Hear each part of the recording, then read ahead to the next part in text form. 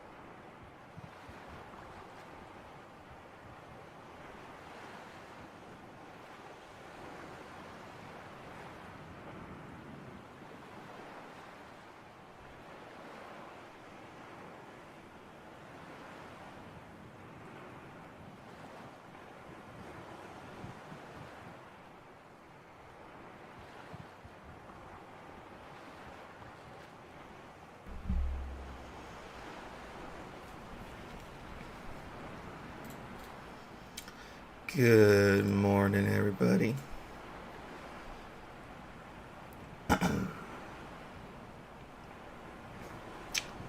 Getting Subnautica going here this morning. Just adjust this a little bit here. Boop. Getting Subnautica going this morning. I'm just updating the schedule here because indeed.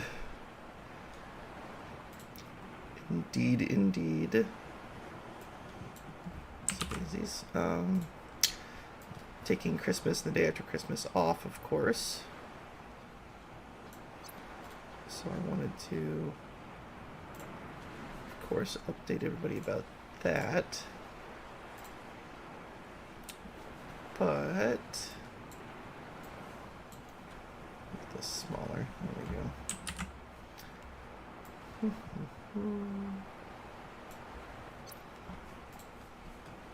But also with that,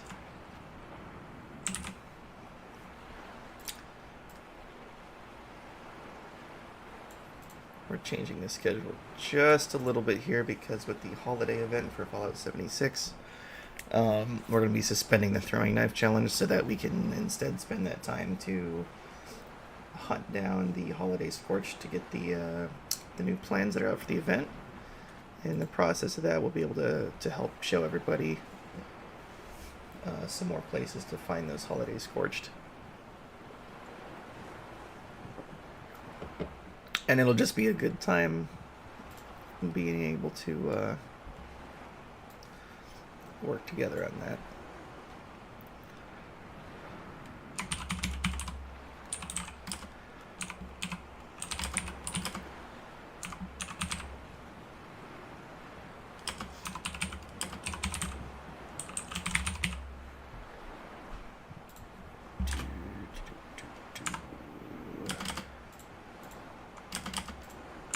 Oh no, messed that up.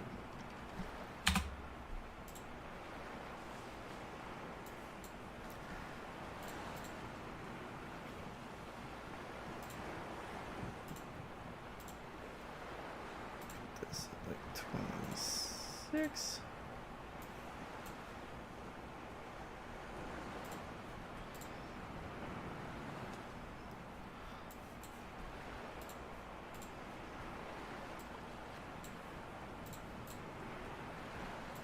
Doesn't work at all here. Let's do.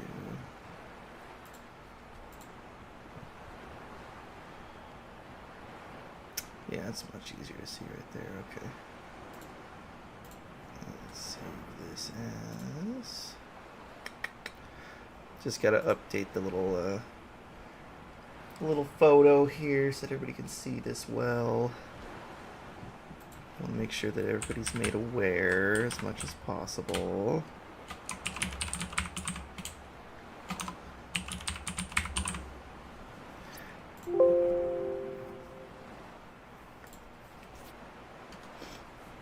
Yes, we want to replace that. And then we're going to change this one. Boop. There we go. Move myself over here in the corner. There you go. There's our new schedule. Gonna have our Subnautica 100% completion walkthrough from 8 to 11. Fallout 76, the throwing knife only is on hold for the holiday event instead, as previously discussed. But that'll still be 12 noon to 2 p.m. And then Apex Legends will start at 5 p.m.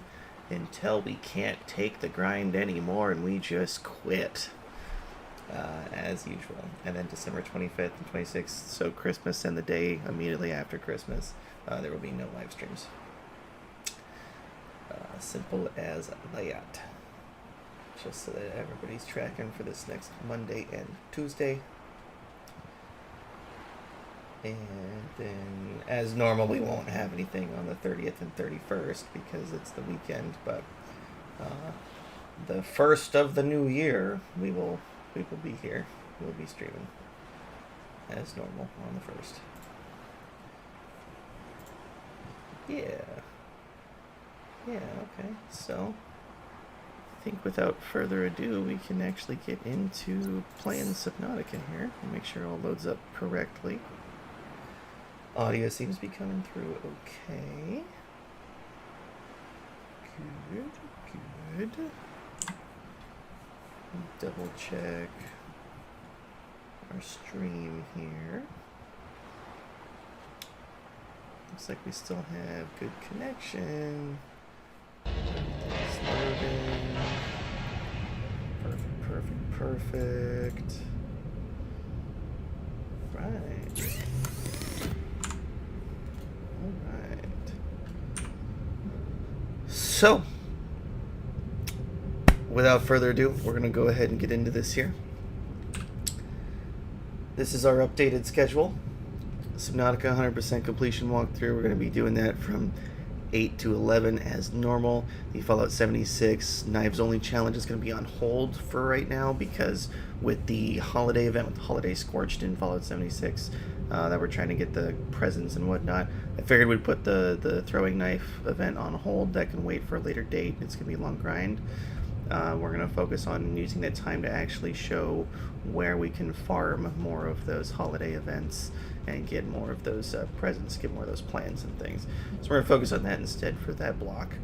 And then again at 5 p.m. tonight, we're going to try to do as much Apex as possible, provided we're not completely lagging out the butt and the lobbies aren't so bad that it's just horrible content. So we get into that tonight at 5 p.m. as well.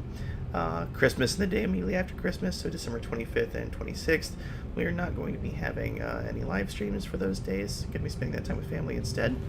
The first of the new year we will be streaming, however, and possibly doing a New Year's stream as well. I have to look into that more and see if that's something we're going to be able to do, but we might be able to do that, it sounds like. So we might be having a New Year's like a countdown party for the new year. So look forward and see if we're doing that. I'll be posting more about that. And we're going to go ahead and get into our Subnautica. Alright, so at the end of last episode, we'll just do a quick recap here. We've got our moon pool made here. We've got our battery charger. We're charging our batteries up. We are looking for the vehicle modification station so we can actually make more storage and upgrades, get the drill arm for the prawn suit, and be able to get more mineral nodes mined, all those kinds of things. We're looking for that. We've got our storage / fabrication room set up here, and we were able to build our alien containments here, and we're starting to hatch some eggs. Our bioreactor is out, but as you can see, we actually got to set up thermal heat for power. So we got a thermal plant over here, and we've actually got that. It's clipping through the ground, but it's sending us power. So we have our thermal power plant going. We have our moon pool, and that's kind of how far we got. We set up a lot of beacons. Good morning, Jess. We've got our beacons set up and everything. You can see down into the jelly shroom caves here because we've expanded the range on our scanner room. And we found another access to the jelly shrooms over there as well. And that's kind of where we were at. And then we have a new radio message to listen to. We're going to pop that up. We have our ultra high capacity tanks, so we're doing very good. We've got a lot of stuff set up for us. Let's see what our next radio transmission is. Aurora, we're approaching the planet now. We have a landing site for you that's... well, it's better than the alternatives. We've sent you the coordinates. It'll take us a couple of days to align our orbit. We should be able to establish direct contact with you during that time. Then we're coming in to get you. Cross your fingers the weather holds, and don't leave us waiting. Sunbeam out. So they say it's going to take them a couple of days, and of course we got like 40 minutes that they put on the clock. Why is that? Well, I'll tell you why that is. Because in Subnautica, I think night is like 5 minutes, and a day is like 10 to 15, something like that. I could be wrong, but I want to say it's something along those lines. So that's why. It's because in the day-night cycle for Subnautica, that's about it. Alright. While we're waiting for them, we're gonna pop over to Life Pod 19 here. Yeah, let's go ahead and take the Seamoth. We'll take the Seamoth. I'm just gonna go with the Sea Glide, but let's take the Seamoth. It'll be just a little bit quicker, I think. Let's double check there's nothing in storage. Nope. We are gonna take all of our tools and everything, so we're gonna have a more limited inventory. That's okay. Well, let's head over to Life Pod 19. It's 300 meters down. That's our maximum crush depth in our Seamoth. So we need to be careful we don't exceed that and blow our Seamoth all to hell.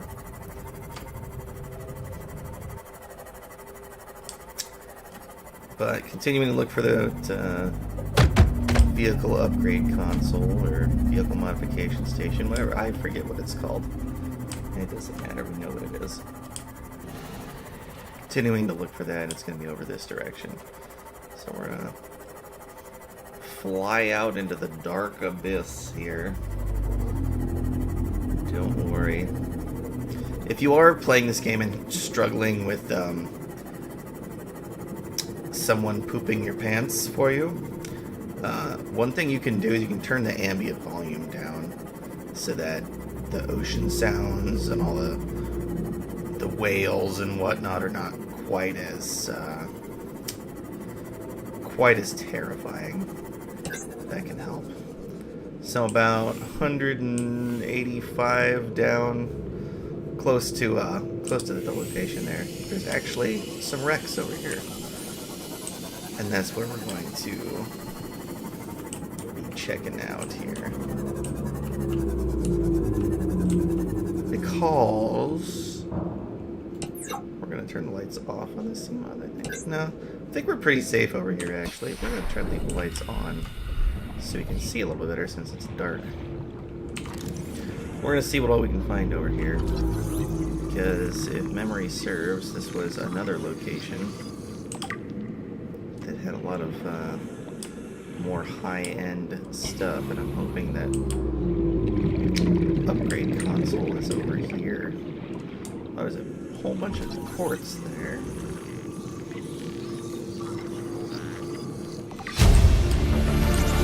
Front suit torpedo arm. I used it a little bit. I wasn't super impressed, to be honest with you. It was not my favorite prawn suit arm. We're going to be building it and giving it a go, of course, just because that's this. Biodiversity in this region is unusually low. Cause unknown. Oh no, biodiversity is low. Wow, there's a ton of arm fragments over here for the torpedo arm. Holy cow. What is it, like 6 of them we've found? Good grief. Ah! Get off me, dude. Well, he came out of nowhere, huh? Just let's open this. No? Okay. Well, we'll go in the bottom here.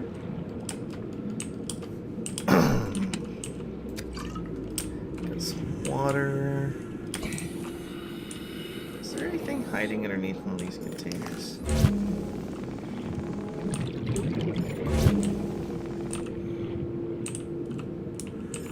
Anything in there? No? Oops.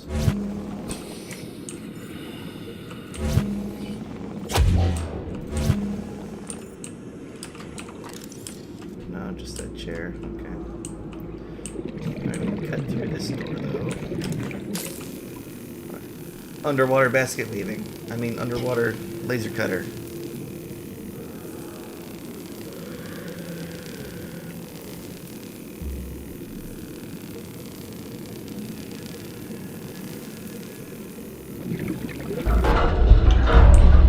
Man, that's some thick metal. Another soggy nutrient block. Oh, a reinforced dive suit. There we go. New blueprint acquired. Alright, if you're playing this game and having trouble with being eaten by monsters, and you're just struggling and you're upset about it, that's okay. Come here and get this reinforced dive suit. That, like, I want to say it, like, halves, if not more, the damage you take from sharks and stuff biting you. So if you're having difficulties, check that out and see if that fixes that problem for you. What do we got here? Oh, here's the vehicle upgrade console. Here's a vehicle upgrade New console. blueprint Sick. acquired. 30 seconds. More arm fragments. Holy moly. Just go ahead and switch our air tanks here.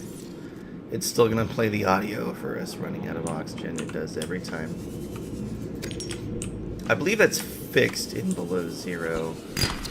I don't believe below zero does that anymore, but it still does it here. There's another quartz crystal there. Oh, there's actually a ruby here. Our inventory's full, of course. And a gel sack. So it looks like you can get rubies and gel sacks at this LifePod 19 location as well. If that other place we were going to with the bulbs and stuff was maybe just a little scary and whatnot, you can try coming over here instead. Looks like this place is fairly safe. I'm not seeing any enemies. We've had the lights on the sub this whole time and haven't drawn anyone's attention, so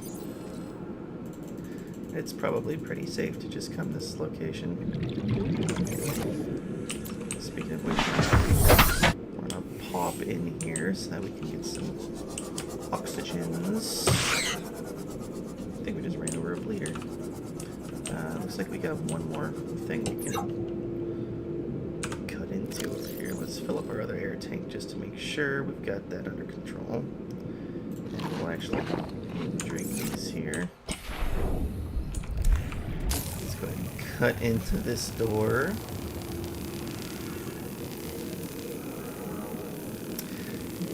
So once we finish, this is a bit in the future, but once we've finished with the first Subnautica here, I'm thinking we'll probably move on to below zero, and we've got two options with below zero.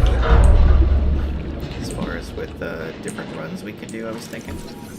We can either do another 100% completion walkthrough, just to make sure that everybody's able to go through and get all the achievements, if that's something you've been wanting to do. Also, though, what we can do, that I was thinking might be a little bit fun. I have an idea for a challenge run. And the challenge run would be as such. We would try to finish the game without building an air tank. Now, I think this might actually be possible, because in below zero, you know how in the first one here we have all the brain coral and whatnot?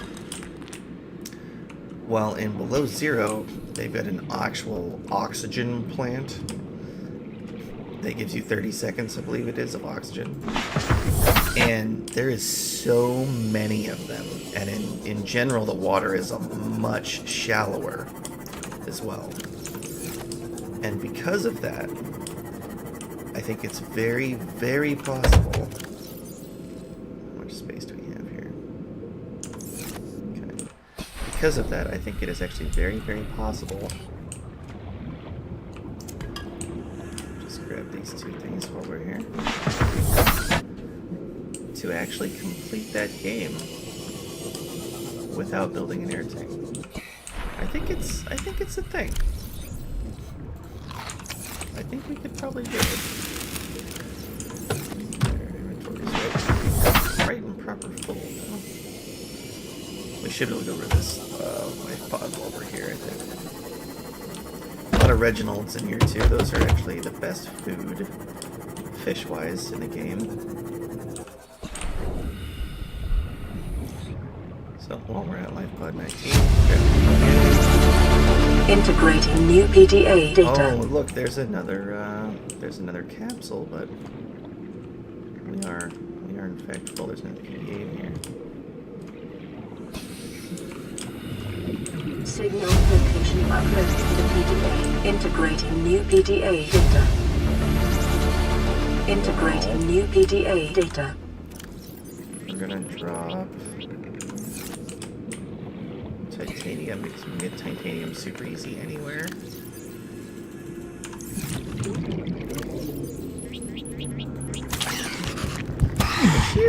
Get off.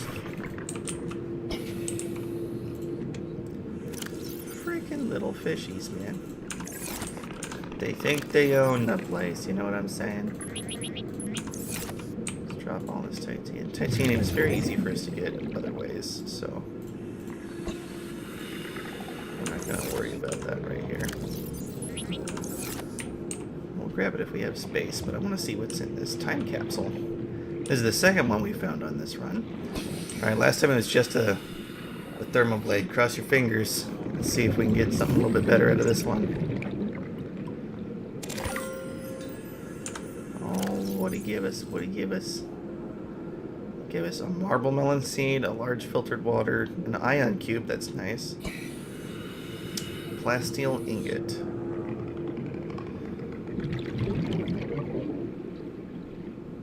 I mean, give us an ion cube, that's cool. That's always helpful to get another ion cube, so I guess we can't be too upset with it. It's better than just a thermal blade, that's for sure. Spadefish egg, okay. So that must have been the one that we hatched at the base. Oh, those are those plants that attack us. Let's grab this lithium. Another one there. Grab this other ruby. Not sure how many rubies we're gonna need. There's a lot of them here. So we might as well grab rubies while we're here. This is actually a really good spot to find rubies. Holy moly, look at how many there are. Good gravy trains. I did not realize there were so many rubies in this spot. Alright, well, if you need rubies, rubies be here. Quite a freaking lot of them, too.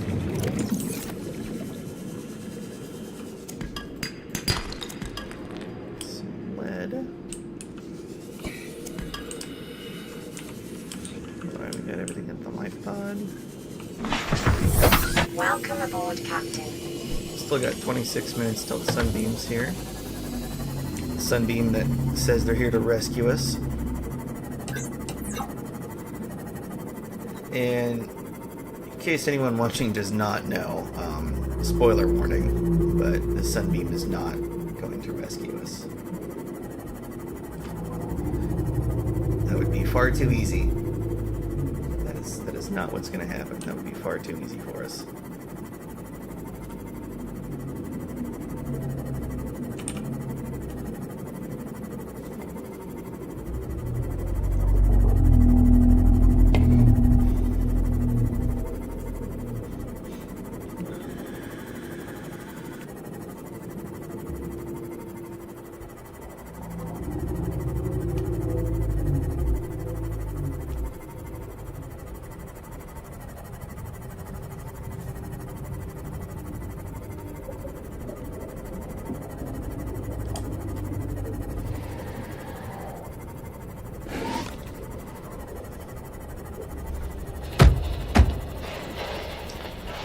Alright, welcome back to our base.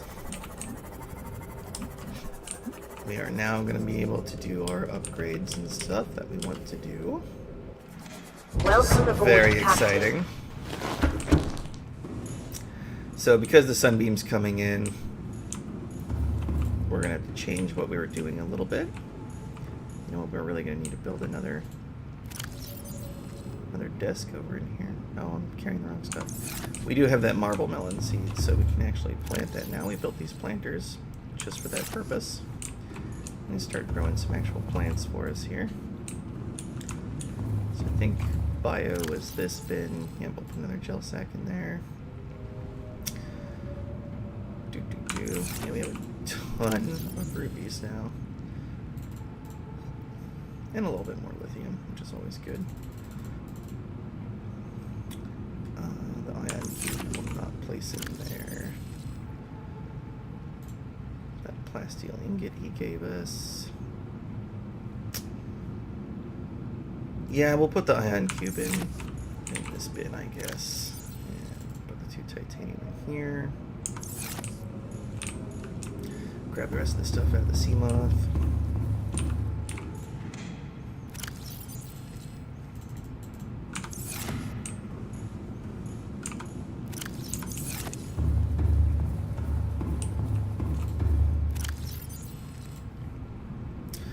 So, we are collecting various plants and stuff we're finding from different biomes. This is a bit of a spoiler to explain that, so...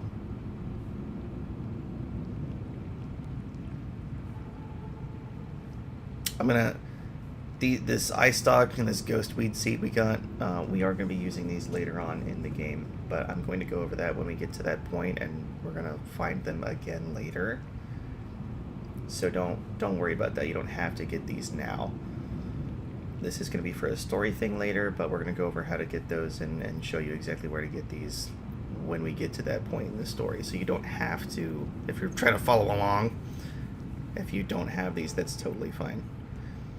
We're just going to plant these at the base here because I think they look cool. That's what we're doing with them right now. So don't worry about having to collect exactly the same plants I'm collecting right now. Be flora, right? Yeah, because fauna's creatures, flora's plants. That makes sense because you have like a florist, not a faunaist. Okay, we've got some salt to put away. Is that really the only copper we have? Holy moly. We really have a hard time getting enough copper. That's one of the first things we need to go drill for, I feel like. Let's drink this large water. Alright, so we can put... Whoopsie daisies. I didn't want to pick up the carry-all. Put these things in there. Good thing that's empty. Put that in there for now. So, our eggs hatched here. Jelly rays. Pretty cool. And then those eggs we put over here. One was a crash fish, those horribly ugly suckers that like to explode on us, and then a spadefish. So that's cool. Let's double check that we've scanned these guys. Yeah. So we can actually hatch them and then scan them in here. If you're having trouble getting scans on some things, you can do it that way. Cool, cool, cool. Anything else in here? Negative, okay. So, let's look at, well, for one, let's get our voice logs taken care of here. Let's keep up on, so we got 2 time capsules. Guess we might as well actually read these. So the one we found the other day, number string, the night is dark and full of terrors. Take this cuttlefish, it helps. Subscribe to Labrizzi on Twitch using your Twitch Prime. Yeah, he didn't give us a cuttlefish though. He gave us a thermoblade, and that was it. So, thanks. Alright. Hey there to whatever poor soul is reading this. If you found this, you already made it past the first challenge, surviving your crash. That's good. This planet will be a merciless, unforgiving, beautiful hell. But don't lose your cool.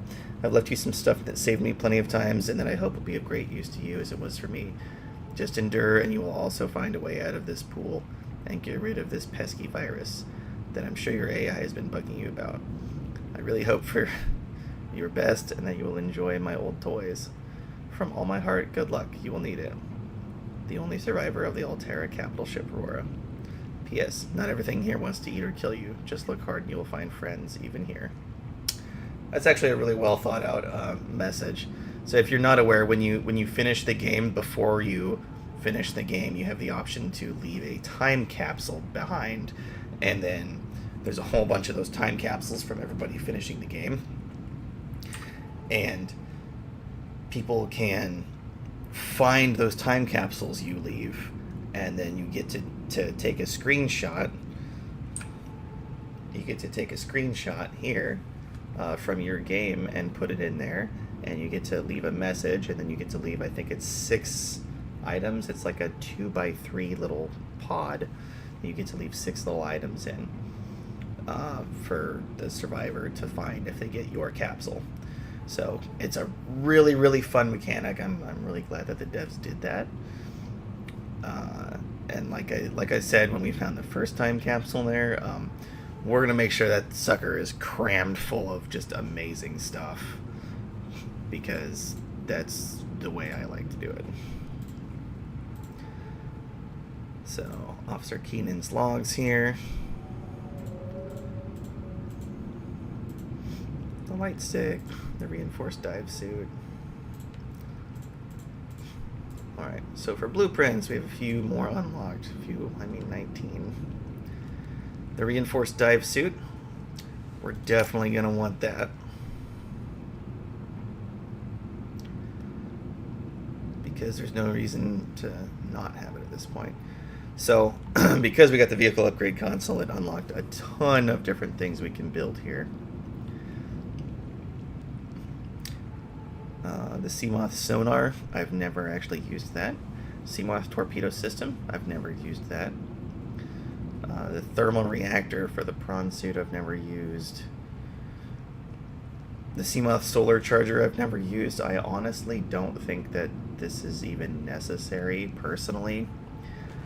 I've never used it, but I've also never really had a huge issue, especially once you can recharge your power cells at your base. I've really never had an issue with needing to charge this. The perimeter defense system, mwah, chef's kiss, so good. Storage modules, so good. Engine efficiency modules, never needed them. It just makes you use less power. I've never really needed it. It's never been a huge problem that I'm constantly running out of power or something. Hull reinforcement, I've never used it. I've heard rumor this doesn't actually work on the prawn suit. I forget which YouTuber was talking about that. There's a YouTuber out there that did some testing and said this doesn't actually really work on the prawn suit. I don't know how old that is, though. As long as you just pop out and repair the Seamoth, though, here and there, it's never really been a big issue to need the hull reinforcement. I have used a torpedo on the prawn suit. I don't think it's necessary. We'll still mess around with it. The grappling arm can be a lot of fun to play around with, but I don't think it's necessarily necessary either. You get the jump jet upgrade for the prawn suit, and it'll pretty much go anywhere you want it to go. You have vortex torpedoes and gas torpedoes. I mean, they can be interesting. We'll play around with them for sure. The drill arm is the most important thing here we're going to want. Our depth modules, of course, we're going to want those. We're going to want the Cyclops, of course. We're going to hold off on building that just yet, though. We're going to make sure everything else is upgraded as much as possible first before we get that. Yep, our vehicle upgrade console, we need that built. Alright, now, one thing we need is synthetic fibers, and that's benzene and fiber mesh. To make benzene, we need blood oil, which I believe we have the blood oil we need for that. And there was some of this we needed. That's going to be those deep shrooms and salt. Okay. So, we have some things we want to build. Man, that Sunbeam notification is actually in the way. Oopsie daisies, fix that. Pull my camera down a little bit. It's actually in the way of what we need for making some of this stuff. That's annoying. Wish I could move that countdown. So yeah, the Sunbeam's going to arrive in that point. We actually have a marker of where they're going to land. It's over there. It's at that first island we went to with the lithium on it. That's where they're trying to land, is on that little rock there. So we'll head over there in a couple of minutes. But first I want to see... Okay, so we could make the benzene for the dive suit. We just won't have any left over to plant. So when we want to plant it, we'll have to go get some more. That's okay. Not a big deal. Let's go ahead and make it so that we can make the reinforced dive suit. I think that's worth it to have the reinforced dive suit. at this point. So we can make our synthetic fibers. Then we need 2 diamond, 2 titanium. Boop, boop.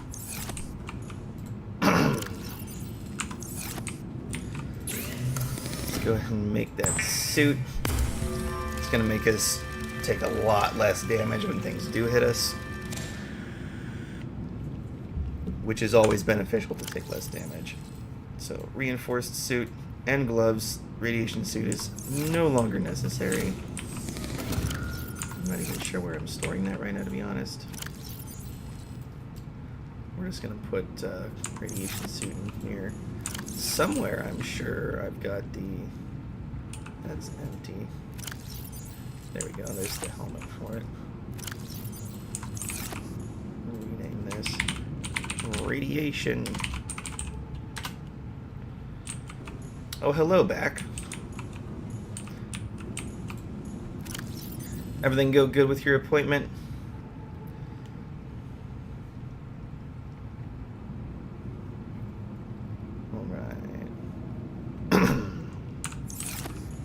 Oh, you know what? We didn't drop a beacon at that LifePod 19 we went and checked out. But I suppose since the LifePod 19 marker's there, we don't necessarily need one. Except to make it more descriptive. Good, good. Very nice, very nice. Alright, for the upgrade console, we need copper wire. Of course we do.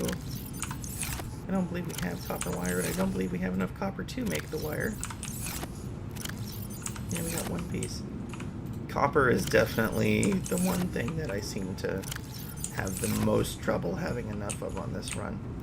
Not always. Sometimes I seem to find a lot more copper, but for this run in particular, we are definitely struggling. For blueprints, we don't need this anymore. We'll leave those up on screen for now. Alright. Need another copper. Still got a few minutes before the Sunbeam shows up, so we're not going to head out there just yet. We're just going to head over this way and try to find us another copper. And we did.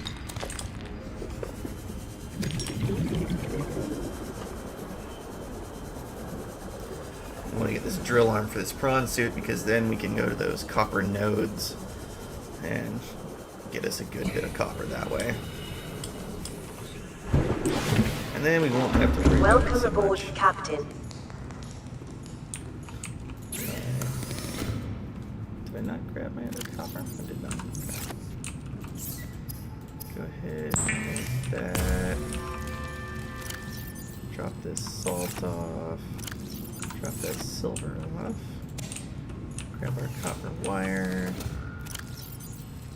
Get our 3 titanium. And computer chip.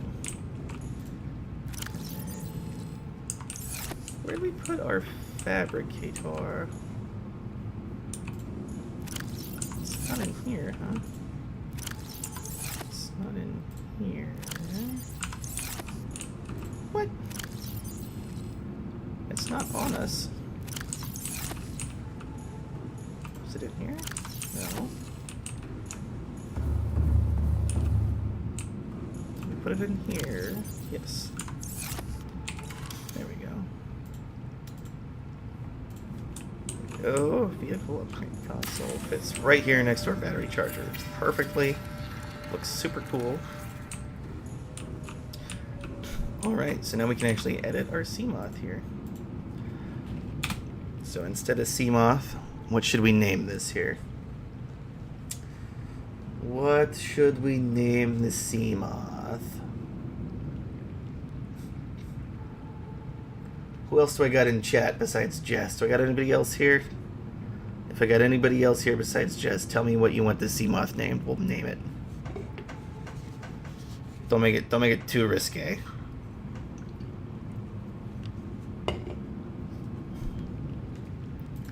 Don't make it too risque. But go ahead and you can name our Seamoth here.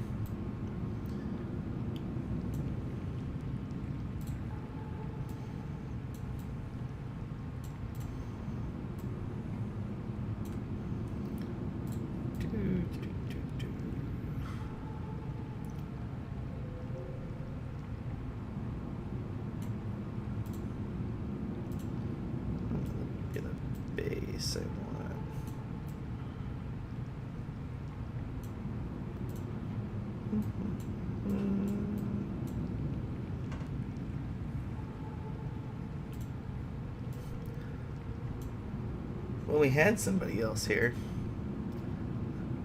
I don't know where they are now, but we had somebody else here for a minute. Not even sure what interior color to go with here.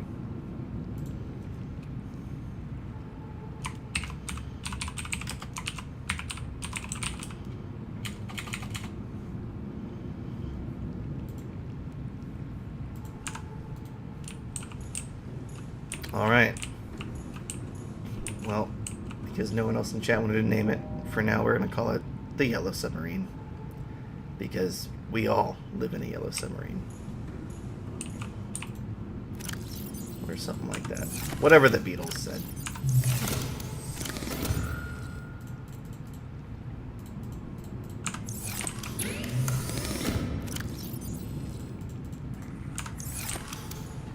I'm old.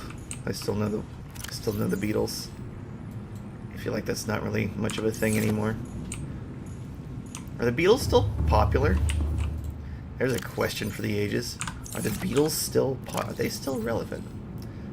The Yellow Ducky. Yes, the Beatles are still. Are they still? They're still a big thing. People are still all about the Beatles. Welcome aboard. You know, I thought this moon Systems pool online. actually repaired us. Apparently, it does not repair the seam. Oh, that's a laser cutter, not a repair tool. The repair tool is probably better. Okay, teens are still all about the Beatles. Okay. Well, I was not in the know. I was thinking they were falling off the popularity. Apparently, they are not. Okay. So the Beatles' legacy is still alive and well. Then, okay.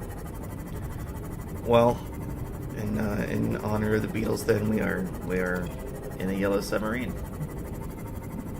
So there you go.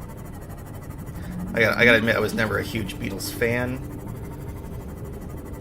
I liked the tune of some of their stuff, but I couldn't name you their music. I didn't really listen to much of their stuff. I was very emo child.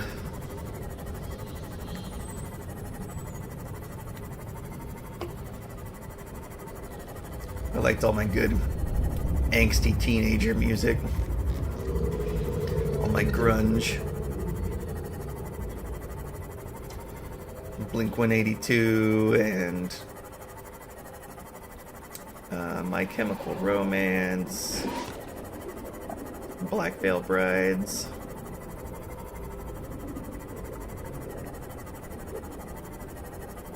I think I have good taste for music. It's very, what do you call it, eclectic. Bounces all over the place. Let It Be. You know, if I heard it, maybe I'd remember it, but just going off the title, I can't remember.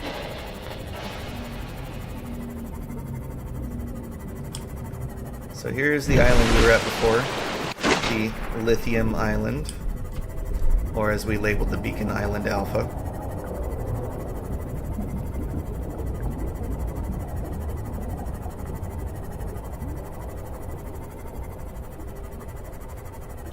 Pull up to our favorite shore docking spot here.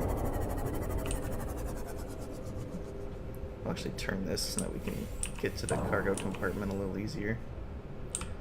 Boop. It's a yellow submarine. Oh yeah, a submarine. Alright. We got a little over 4 minutes. Little over 4 minutes. Alright, we're gonna eat this. Mmm. Tasty tree. Tasty, tasty tree. Alright, we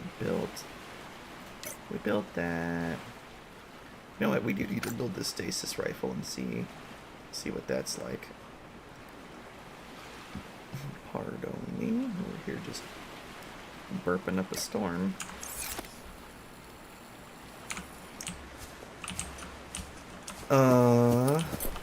Well, we're gonna see if we have time. We're gonna run up and get a better spot. The Sunbeam's gonna fly in from right about here.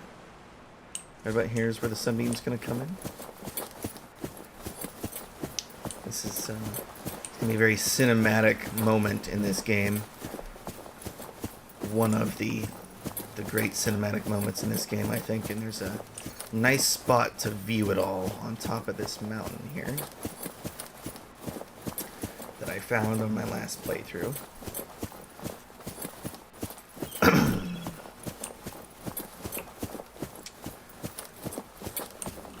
Pardon me and all the phlegm in my throat today.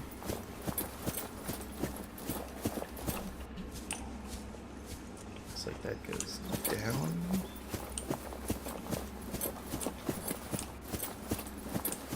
Maybe it's this way.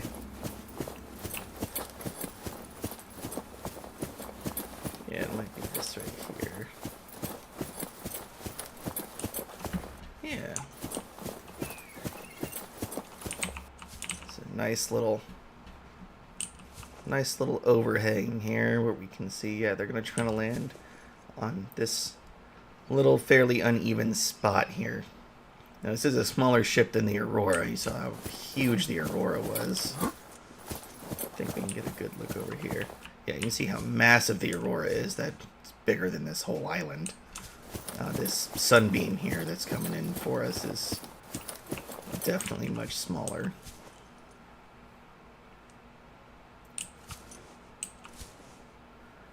Oh, and it's getting dark. That's going to mess up how cinematic this is a little bit, I think. Unfortunately.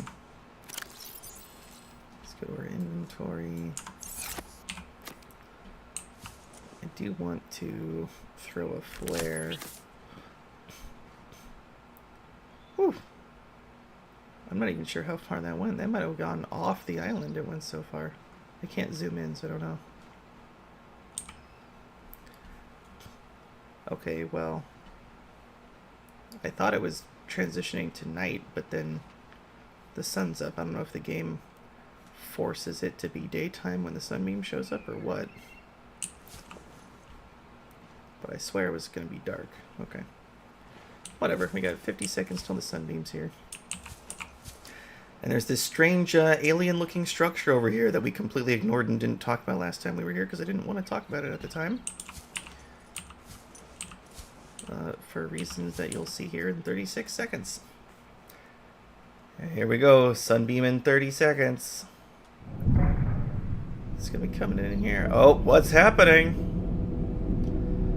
The skyscraper over here is moving. Oh no.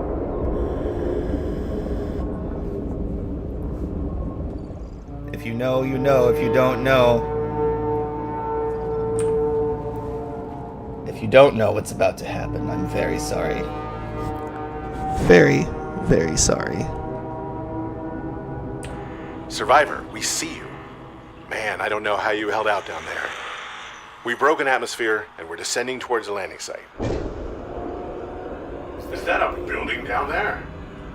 What do you mean you can't identify it? They're right here. Hold on. No turning back now. Positions, everyone. Touching down in 10, 9, 8. It's coming from the building? Change course. Set thrusters to full.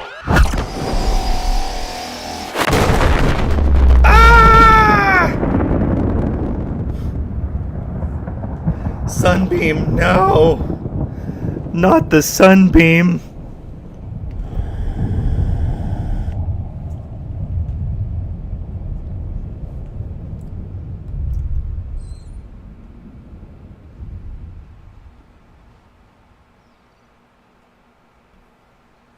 Yep.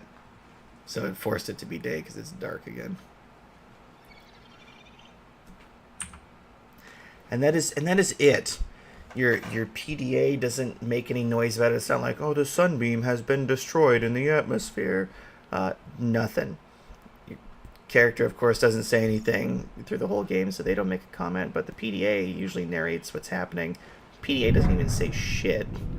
Nothing. It's just Sunbeam's gone. It's completely incinerated. You can't even go in the Wanderer and find like parts of the ship or survivors or anything. It's just been completely incinerated.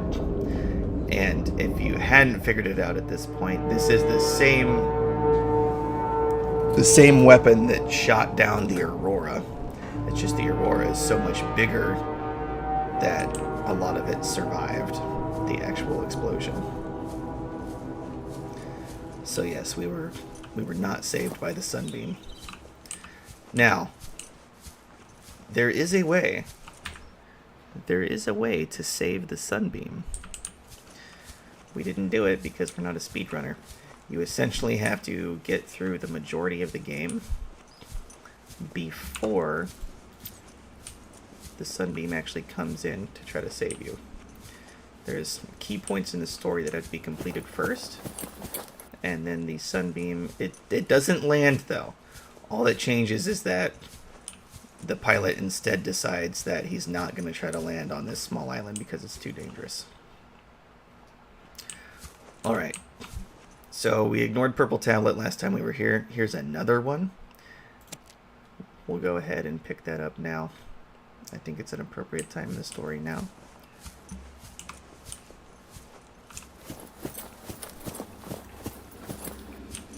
Better view of the Aurora from over there.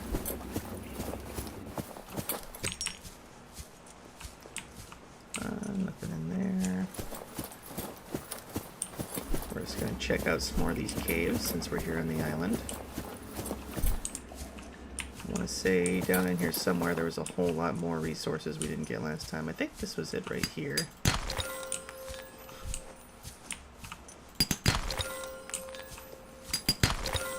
Apologize with how dark it is. It's a bit hard to see in these tunnels. It's probably great for streaming. Hey guys, check out the stream. You can't see shit. Another little crab man down there.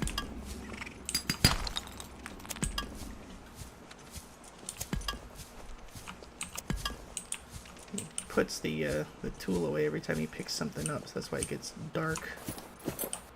And then comes back, and it gets dark, and then comes back. Oh, more crabby boys.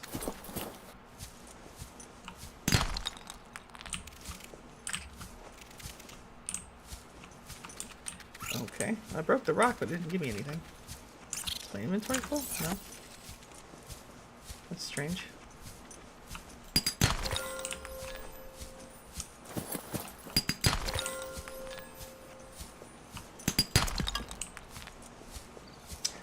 If there's anybody else in chat, we're going to need a name for our prawn suit, and we're going to need a name for the Cyclops.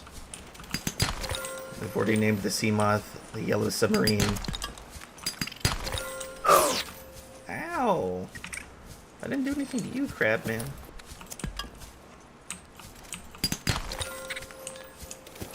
Oh yeah, look at all this shale.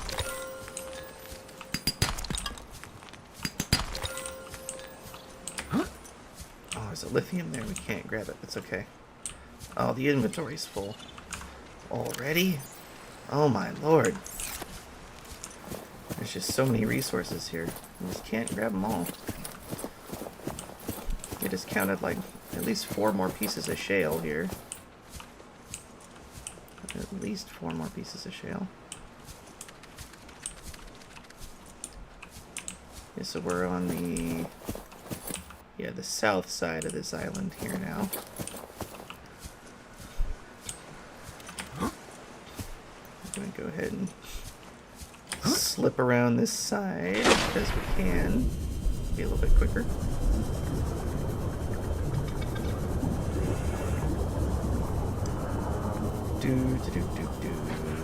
Oh, wow. I never saw this before. There's uraninite crystal right here. What? Drop the salt, give me that. That's it. Uraninite is like radioactive rock.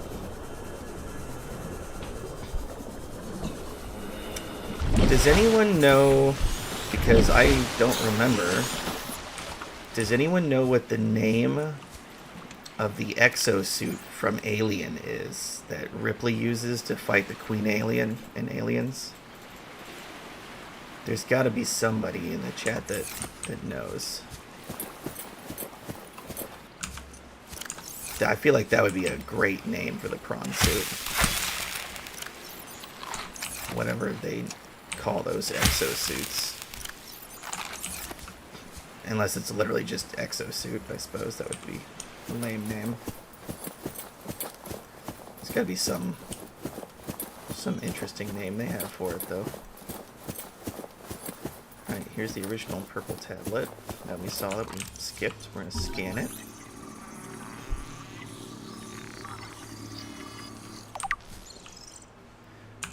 Alright. So we'll actually read this entry. So, purple tablet. This carbon-based device is lighter than it looks and features a symbol which resembles a U, lit up in purple. Despite the onboard power still functioning, algae growth on the exterior indicates it was abandoned hundreds, perhaps thousands of years ago. While the technology is far beyond Federation levels, and there is no obvious way to interface with it, it should nonetheless be possible to fabricate a precise physical copy of the device if necessary. Long story short, what this is saying is that we can make more of these purple tablets. And that is important because these purple tablets are actually going to get us through certain sections of the game. I don't believe we actually need to manufacture any purple tablets. I believe you can find enough in the game to accomplish what you need to, but we'll find out. If we do need to make them, we need ion cubes and diamond. And we got an ion cube in that package that, what do you call it, the package. The time capsule, and that second time capsule we found actually had one in it. And there, I'll show you some more places you can get quite a few of those ion cubes. Power loader suit. That's all you're able to find online. Power loader suit. I was really hoping for a better name. Purple tablet fragment. Force field control. Let's scan all this up.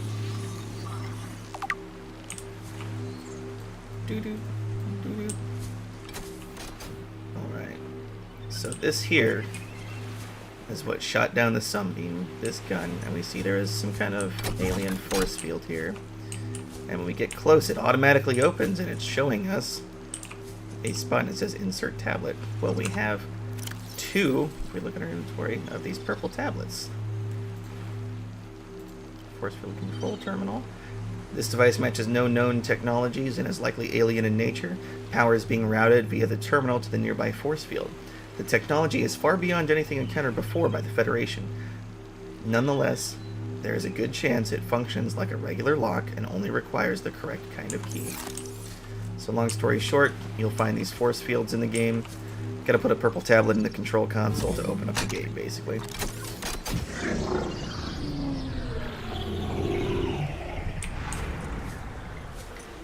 Well, I don't know if power loader suit is actually going to be that interesting. Scans indicate this structure is composed of a metal alloy with unprecedented integrity. No match is found in database. Performing structural analysis. We could call the prawn suit the Marauder as a nod to Starship Troopers, their power suits being called Marauders. That's one idea. We could also name it the Power Loader. Unknown language. Attempting translation.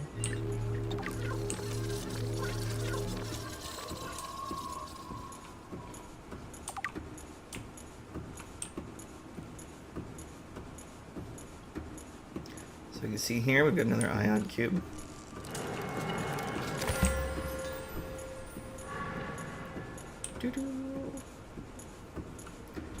Yeah, I agree. Power loader sounds kind of... Analysis of the patterns on the walls cannot ascertain whether their purpose is aesthetic, or functional. Further data required.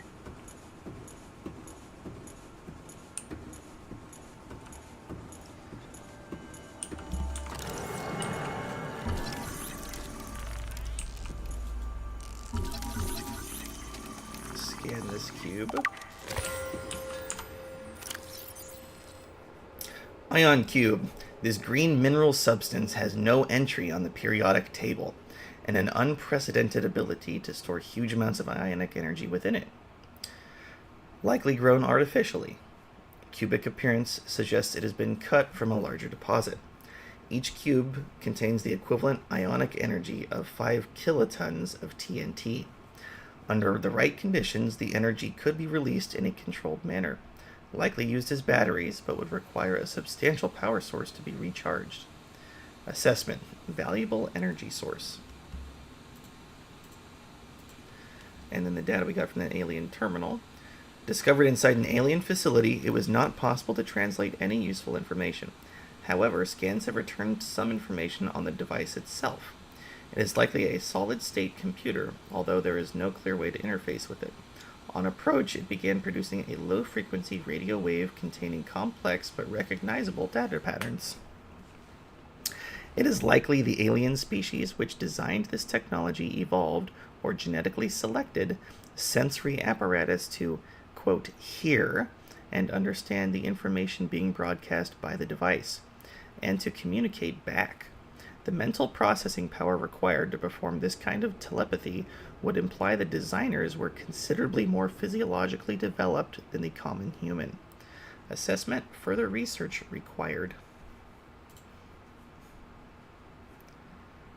So that is all we know about this alien race so far. Okay. Interesting, interesting. Looks like we have another data terminal here. Boop. Unknown language. Attempting translation. Let's see what this one says. This data set appears to be a multi-dimensional schematic of some kind. By mapping the pattern to three-dimensional space, it is possible to gather a basic understanding of this facility's internal workings. Construction material. The facility's unknown construction material is identified as an ultra-hard, non-reactive metal, amalgam. Synthesized from off-world materials, there is no indication that it can be damaged or destroyed by available means.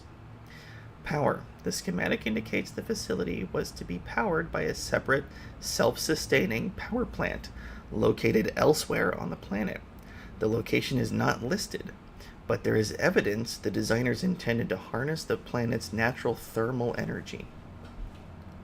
Layout. The facility consists of the upper engineering section, where the schematic was found, so where we are right now, and the control room, which is accessed via a security-sealed elevator shaft or a separate underwater moon pool.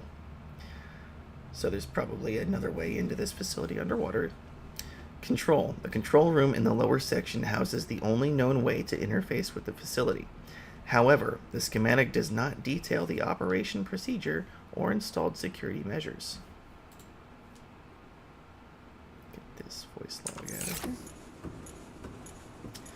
Interesting. Your best probability of interfacing with this facility is achieved by accessing the control room in the lower section. Alright, this is the elevator. It's literally like a grav lift.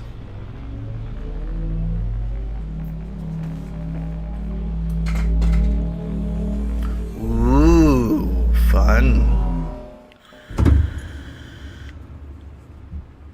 Mass Effect Andromeda did it better. They didn't do better. It was pretty much exactly the same. It's okay. So this is a force field control here as well. For what, I don't know, because it doesn't activate for me to like put a tablet in. I don't know if like if you come through the moon pool first and you activate that, the one up top is disconnected or what. Either way, that doesn't make sense. But here is the moon pool. That is like the access to this place from underwater. So I'm actually going to drop a beacon here, since we have a couple. Whoop. In the water, jump in the water. Boop. Remember to boop your beacons. We're gonna say alien moon pool. And this moon pool is absolutely massive, by the way. Oh, I hear a warper, which makes sense. Yeah. Welcome to the boop zone, population U. Gonna boop the nozzle. What you gonna do? Boop.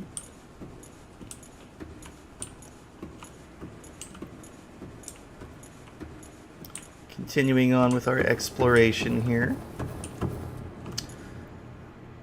Man, there's so many of these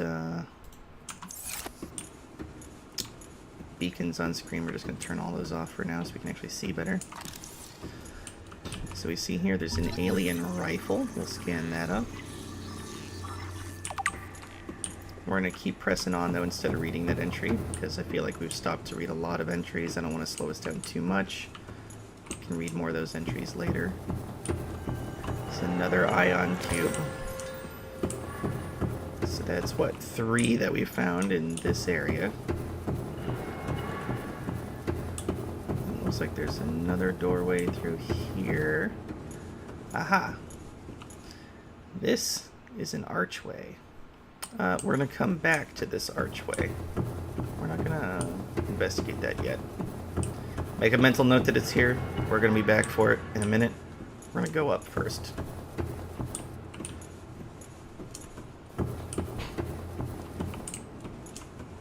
And over here we have another purple tablet.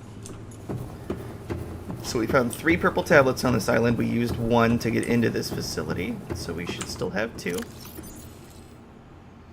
And we found 3 ion cubes. Plus we have that 1 that we were gifted from the second time capsule we found. Here's an alien device. We'll scan that. Boop. It's a doomsday device, it says. So we have that in the alien rifle. We'll read about that later. And then here it looks like we have indicate the facility's another force field. Lies beyond this doorway. Oh, so there's a control room here. Okay. Well, let's insert a tablet to open up this control room.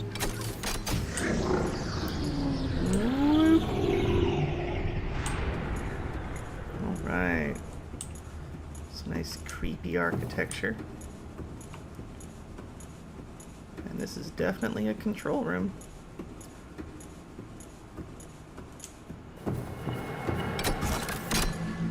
Alright, let's interact.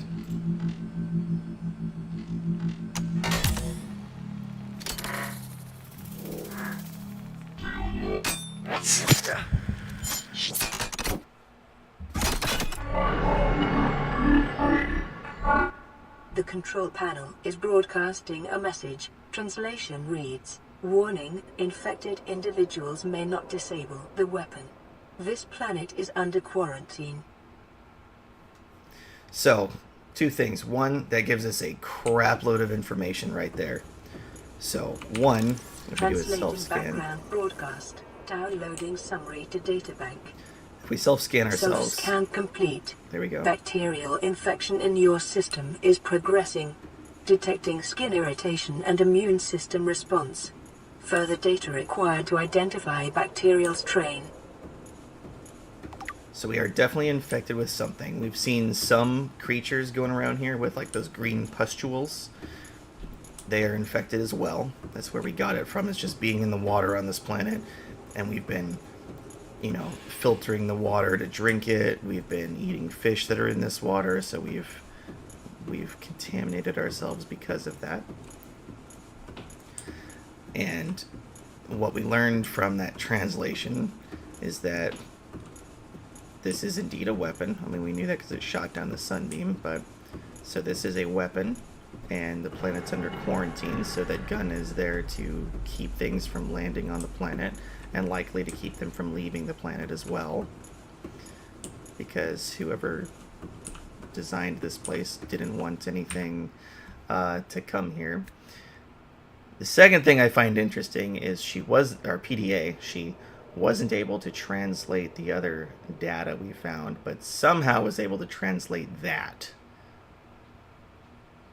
That seems suspect to me.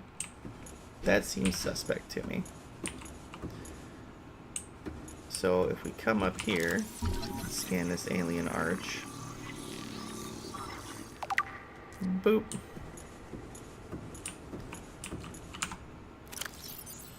Alien arch. This structure's intended purpose is unclear. Theories on function: ceremonial or religious role, industrial applications, or advanced transportation network. Further assessment required. So this is supposed to activate. I'm not sure why it's not. Last time I came here, it activated. What this arch is a teleportation network. So you'll actually be able to power this up with an ion cube, and it will boop, make a little doorway that you can go through. Alright, let's head back up so we can get back to our sea moth and head back to our base. Yep, again, here's our moon pool, and right on the side will be our anti-grav lift that takes us back up to the top of the facility.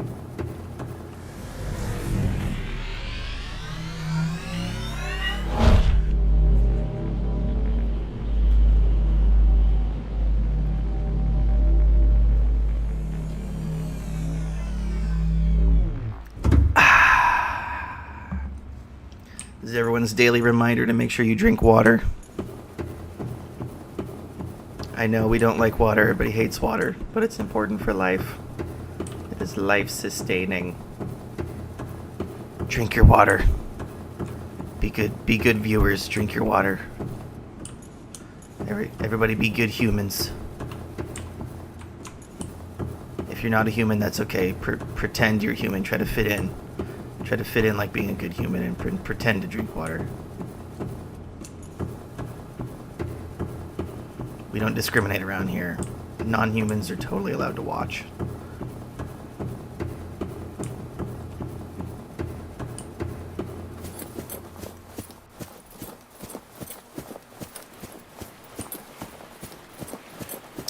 So an interesting note on flares, they never go out.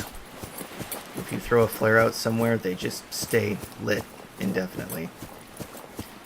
So that one that we threw from up top there, I am assuming somehow went all the way off the island, because it should not have like burned out. They should like always stay lit. So I'm assuming it went deep down there somewhere.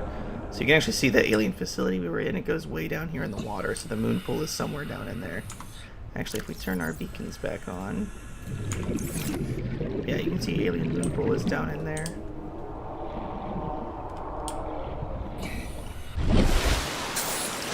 Look at that mess of beacons we got over there. Holy crap, isn't that just... Ugh, how do we see anything? Well, I'll tell you how. We're just going to turn some stuff off. So, we're going to look this way. So, we don't need to track the prawn suit right now. We don't need these mushroom wrecks. The shallow wreck. We're to learn off. We'll keep that one. Ship entrance we can turn off. We're not going back to the Aurora. The alien moon pool, we don't need to know where that is at the moment. Yeah, Jelly Shrimp Cave.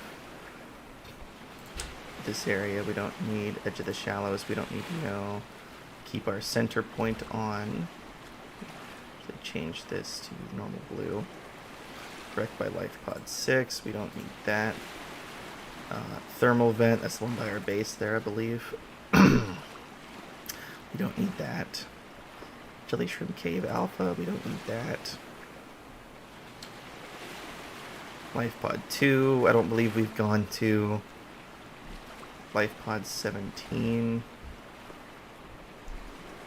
Oh yeah, we've been to Life Pod 17. We've been to Life Pod 17, so we're going to actually make that one. Did we make it red? Because we know we've been to it. Yeah, we'll just turn it off. 13 we went to. We have not been to this Degassi habitat, so we're going to make it orange. Lifepod 19, we went there. Okay, we'll make it that teal color if we know we've been to that Lifepod. Lifepod 12, we have not been there. We're going to make it orange just so it stands out. This is the Degassi habitat in the Jelly Shroom Caves. The Aurora Rendezvous Point, we have not been there.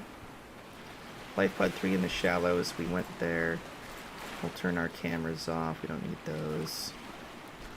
Yeah, Lifepod 13 we went to, 17 we went to. Lifepod 2 I don't think we've been to. Yeah, it's sunk 500 meters, we haven't been there. Yeah, the center point we're going to leave yellow so that stands out. Island Alpha, the Grand Reef Cliff Edge. We'll keep those.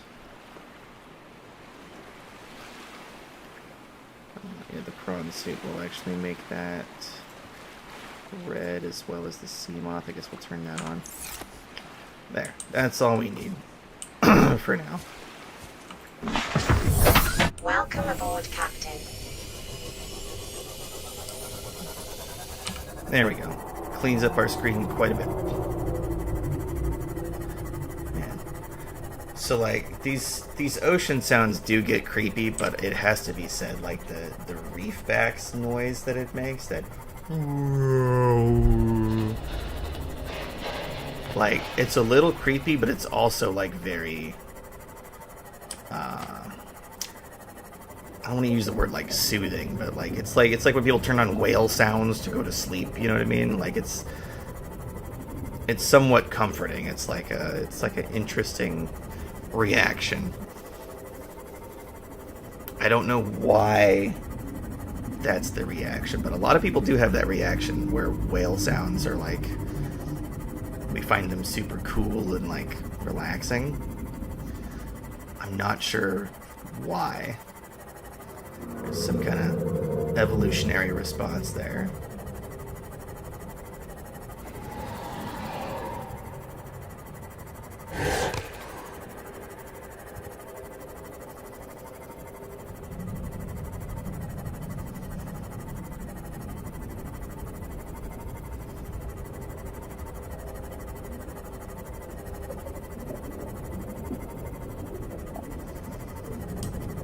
There's our center point. Seek fluid intake. We will seek fluid intake, don't you worry. We're heading back to our base now. We're gonna drink our water.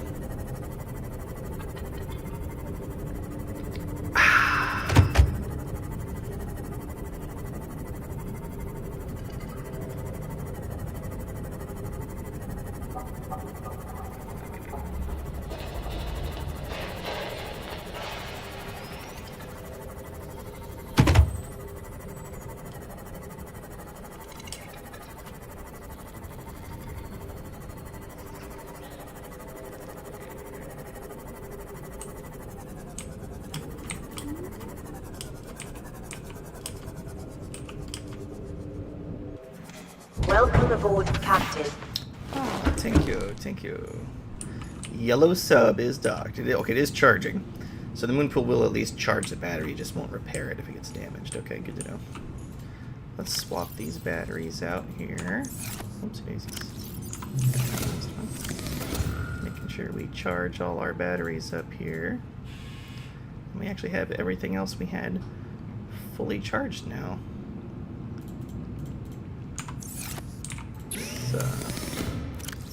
Throw these three that need to charge in here. Let's change the batteries in our tools, just so that we know that everything's fully charged. That one. Our repair tools is essentially fully charged. I'm not going to swap that out.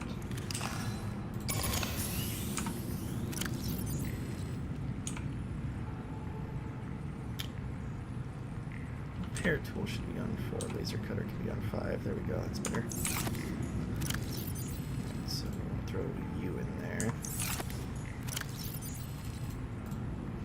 So yeah, just by cycling batteries through, you can tell that we're going to be just fine as far as do we have enough batteries. We're going to be just fine on batteries. Just keep charging them up. So we're getting low on water again, but we'll drink this Vital up. signs stabilizing. And our fish tank is empty, so we'll have to do some more fishing to get some more food here. I don't think we have any nutrient blocks. I think we've ate them all. All that we had collected. Looks like we got a floater in there. For the moment, we'll put all these alien pieces of technology in here. So we've collected 3 ion cubes, and we got 1 from the pod. We have 1 purple tablet left, but we unlocked everything in that facility that needed a tablet. We found 3 more pieces of lithium, looks like, and a uraninite crystal. I almost want a special storage spot for that, though. Let's stick that over here. I think this was overflow, yeah. We're lower on titanium than we've been for a while, but that's okay.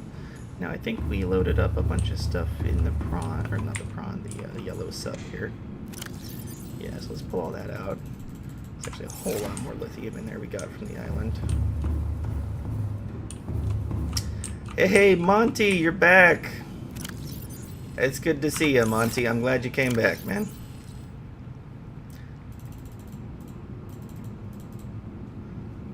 This is getting too full. There's a lot of lithium in here. Lithium and gold.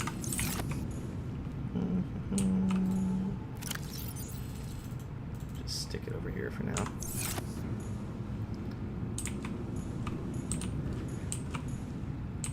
Not a lot, not a lot. So you missed it. We did name our sea moth, the yellow sub, and for the Beatles' Yellow Submarine.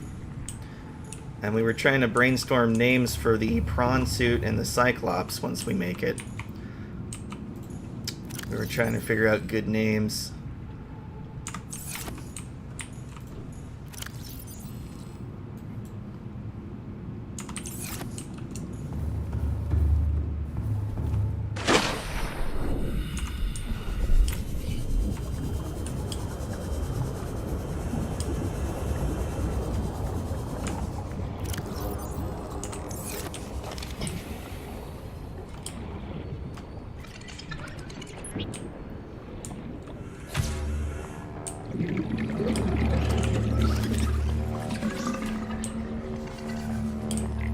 Now there's a load of fish right there.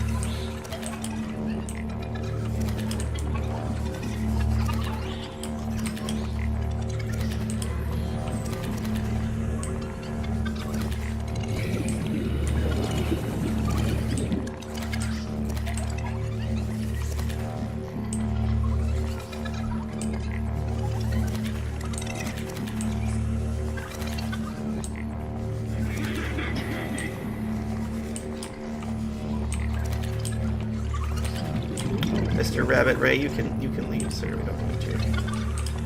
Oh no. We don't need these scary fish. Or you. We really just want the peepers. We've really got that many peepers. Come here.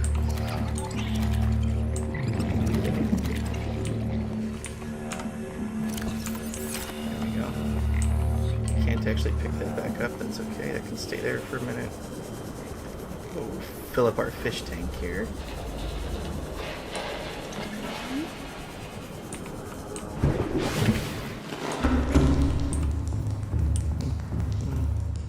So Monty, the Sunbeam, came in and tried to land.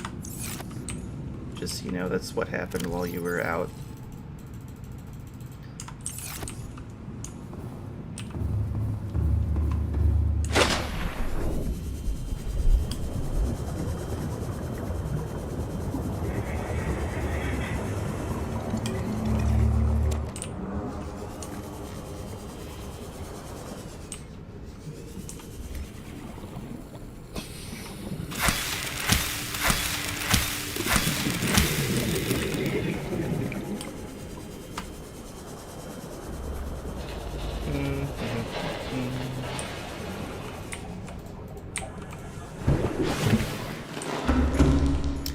Oh, and Monty, here's our new schedule we have up here. Just so you're tracking. Christmas and the day after Christmas, I'm not going to be streaming. But this is our new stream schedule right here. I'm just making some bleach.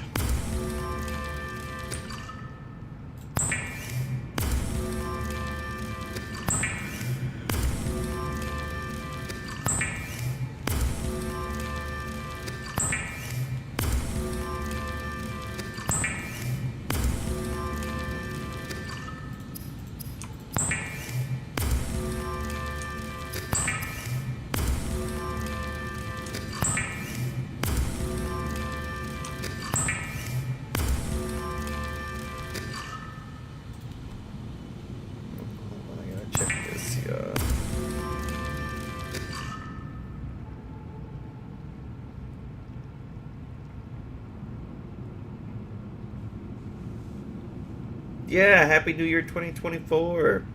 I'm trying to see if I'm gonna have availability to do a New Year's stream. I'm thinking I might do like a countdown stream. Yeah, so I changed the font a little bit.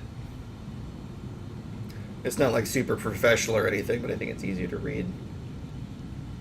So yeah, that's the new schedule right there.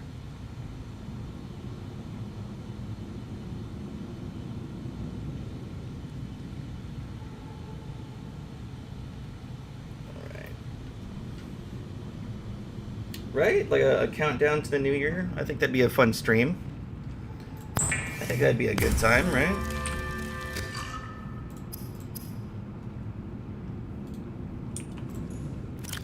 Right, there's a whole bunch of water made again. And we'll take some of our peepers out here and we'll cook up some food.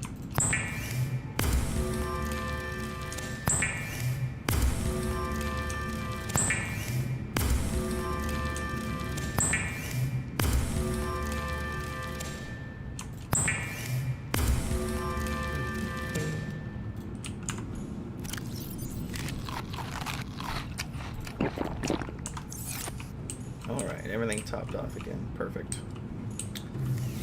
Let's see here. We need that drill arm. So 3, 4. 1 piece of lithium. Alright, 5 titanium. 1, 2, 3, 4, 5. Alright, let's make a drill arm. These are charged. Fabricator, prawn suit. Prawn suit drill arm. Sea moth modules we can make. Torpedoes we can make. And then our common ones. Oh yeah, we do want more storage modules. Yes, let's make some storage modules.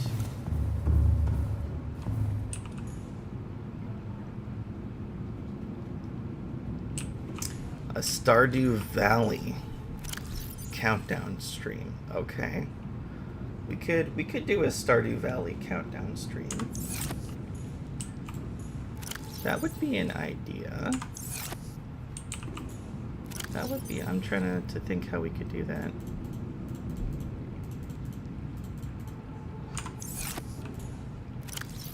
Yeah. That would... We could do that. We could make that work.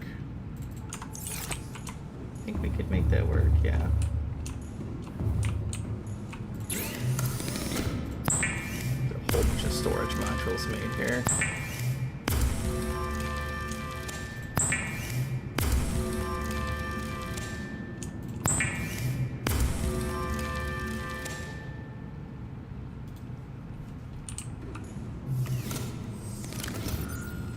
Depth module, which we really need. And then we've got 2 more storage ones here. The prawn suit, we'll need 2 more because it can take 4 storage. So let's see, we need 1 more lithium. What's wrong container? 1 more lithium and 6 titanium. 1, 2, 3, 1, 2, 3.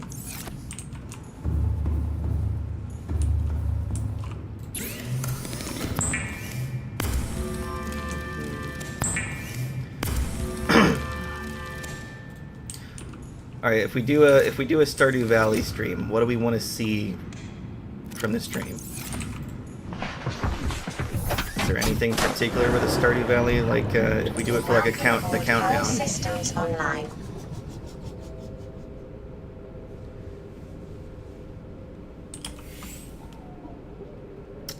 Yeah, I don't think you could do the original Subnautica with no air tanks.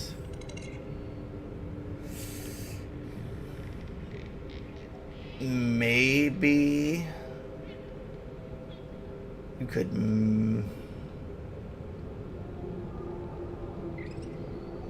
You might be able to. You might be able to complete Subnautica. I think below 0, you definitely. I think. I'm almost positive you could complete below 0. Welcome aboard, With no air Captain. tanks. The original Subnautica, it's a lot deeper. A lot deeper water and everything, so I'm not sure if that's possible, but it might be. Below 0, I think there's a really good chance you could actually do that, though. Welcome aboard, Captain.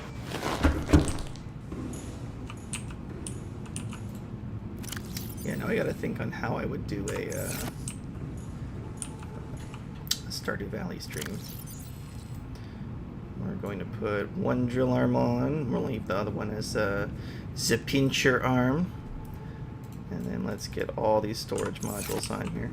So you can see with the storage modules on there, massive amount of space in the prawn suit. Is actually the exact same size as our inventory, which is just awesome. And now it has a drill arm, so we can actually mine stuff. I am a whopping 157 years old, Monty.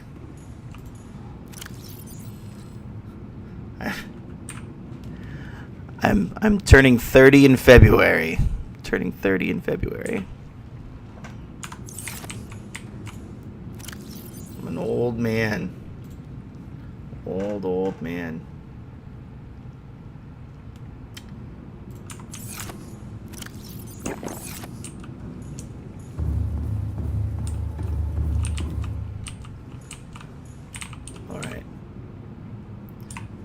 Do we have any ideas on a name for our prawn suit here? Name for the prawn suit.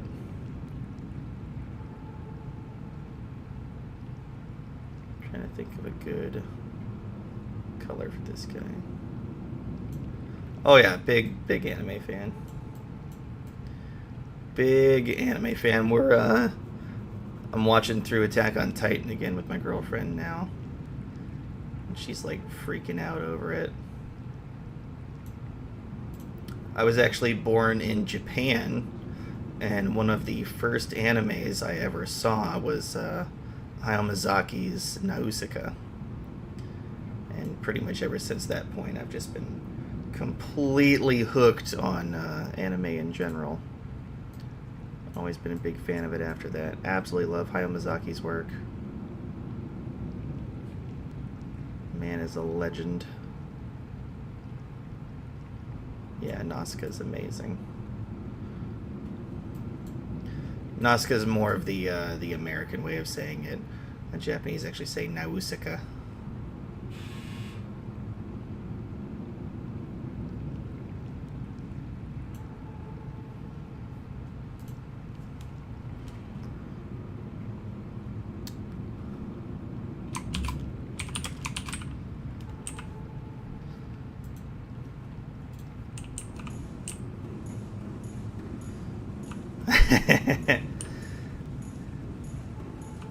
Yeah, Ryuk is pretty badass.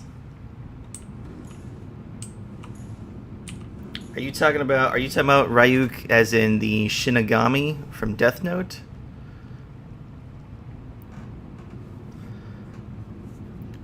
Is that the Ryuk you're talking about?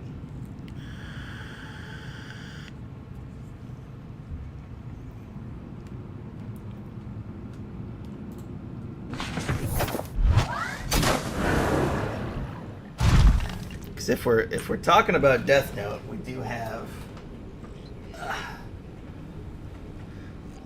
Death Note here. Try to get Try to get the camera to focus a little bit better.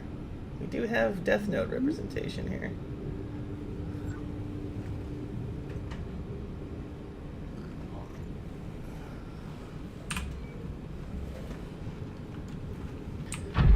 Alright. With the prawn suit, we are now able to do much, much more. Oh, check this out. So now we can actually go get these other materials we want. Let us go here and unpin all this so it's not cluttering up the screen. So as far as copper, we knew there was a bunch of copper. Let's go to our center point. We'll go from there. There was a bunch of copper over at those the mushroom trees. The first mushroom forest we went to.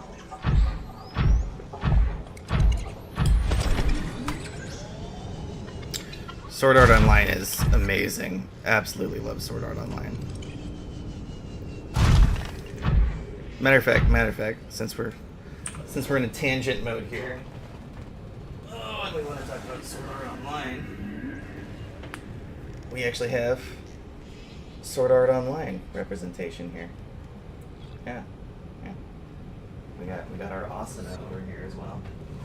She's just not in the backdrop at the moment.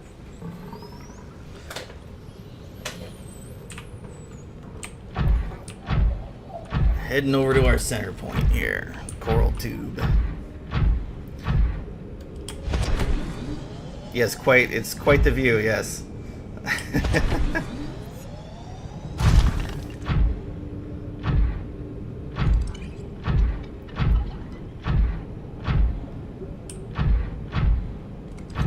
So anybody that wasn't here for when we put this beacon down, this coral tube that we named our center point here, this is the coral tube that sticks up out of the ocean floor a little bit. So we've marked that as our center point because since the pods spawn kind of randomly in the shallows, we can navigate using this center point here. And it'll be the same for not only myself, but anybody else that's trying to figure out where biomes are and whatnot by watching the stream. So if we pretty much head, we are glitched out here. Prawn suit thought it was walking on the surface there. I think if we head pretty much towards this life pod 12, we get towards that mushroom forest, I believe. Got some floating islands here. And Monty does have a little bit of trouble with reading English. So Jess was wanting to know what your favorite anime was.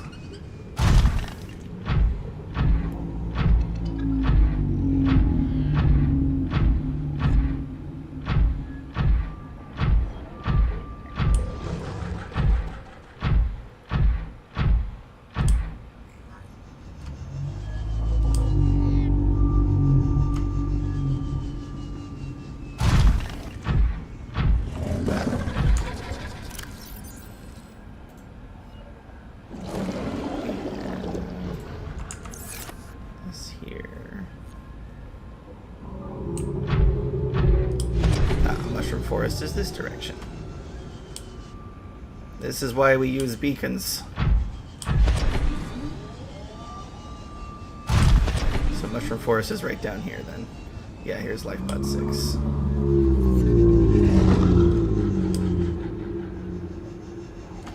Floating through the air. Just floating through the air. I think this is our first copper node here. Alright. Let's get to drilling, boys.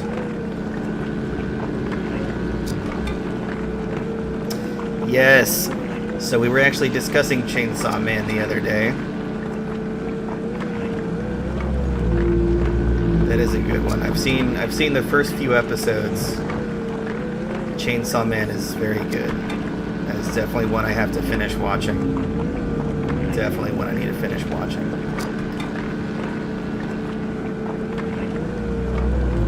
You know, that's what I need. I need a figure of the Chainsaw Man. I bet they make a figure of him.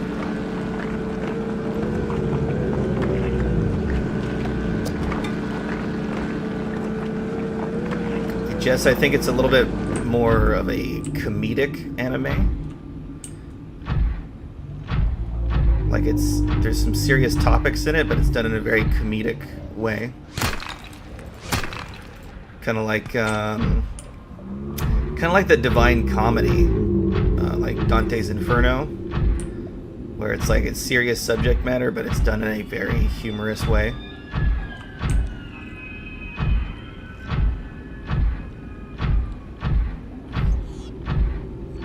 Yeah, I've always liked that approach to media. Handle serious things in a very jovial manner.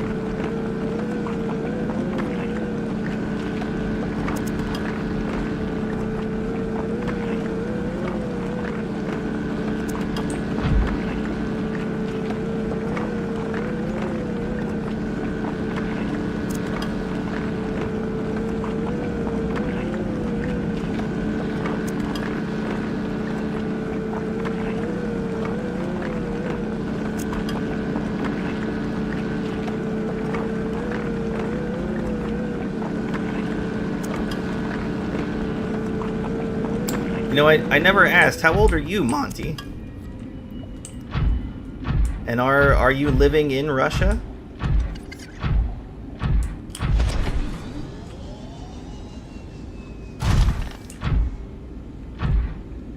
How did you almost break your leg? You almost lost your legs. Tell me that story. I wanna know. Are you trying to do like one of those like triple axle jumps or something?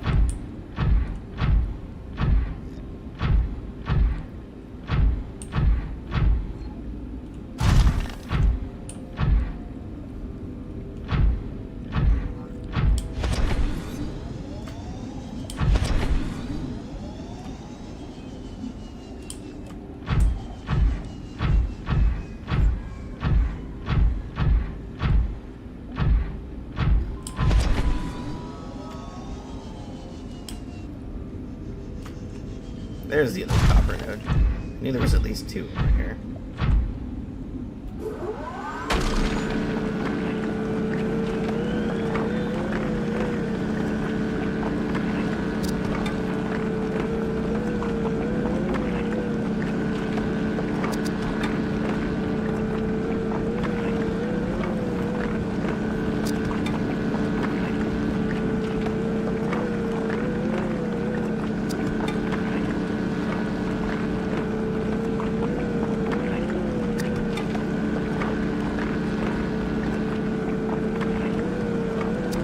Took off my skates. Hold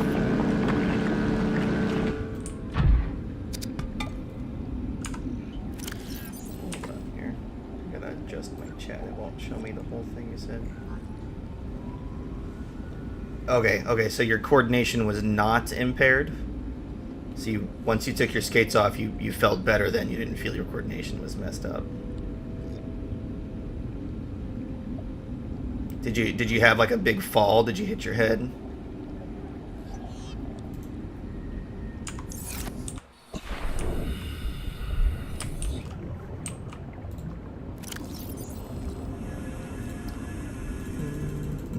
Fill up my inventory so we can keep drilling stuff and putting it in the rig's inventory here. Welcome aboard, Captain.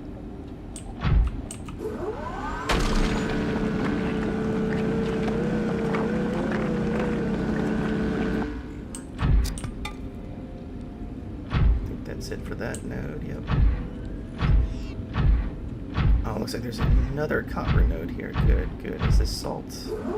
We need some salt. Might as well get a bunch of it so I don't have to find any more of it for a long time here.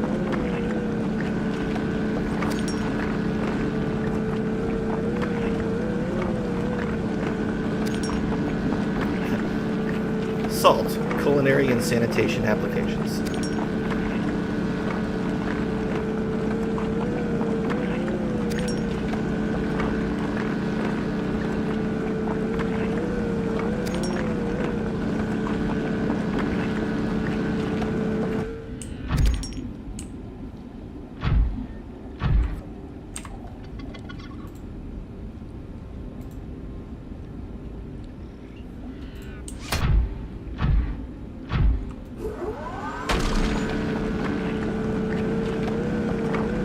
I mean, I hope that you're feeling okay now. I don't like the idea of you hurting yourself.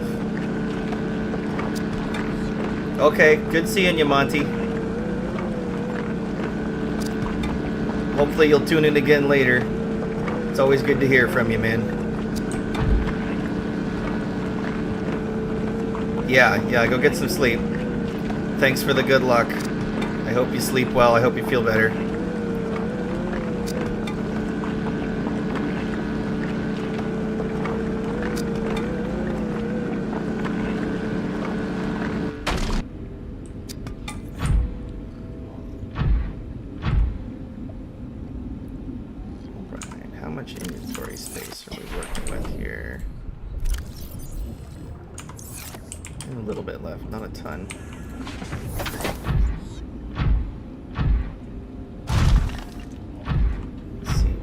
Base.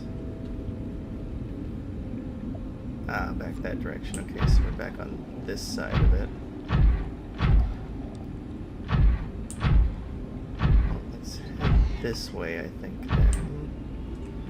There's more mushroom forest this way. Oh yeah, I think this is lithium.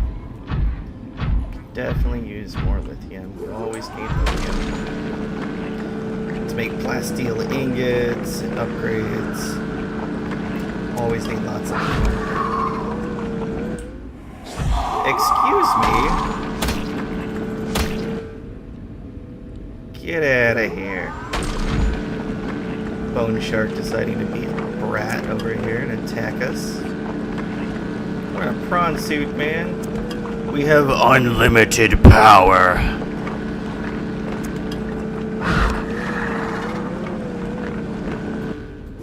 Another bone shark. Get out of here. Oh, we killed it. Okay. Sorry. I just wanted him to leave us alone, but I guess if he's gonna mess with us that much.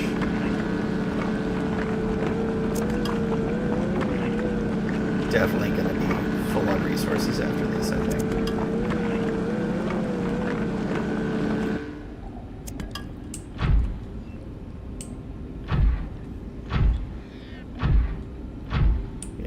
Open this rock and see if we're full yet.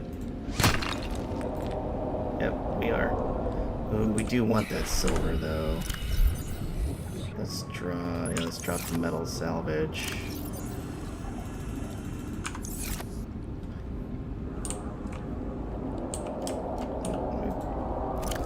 Put one of these back. We want this silver. We don't have a massive amount of silver.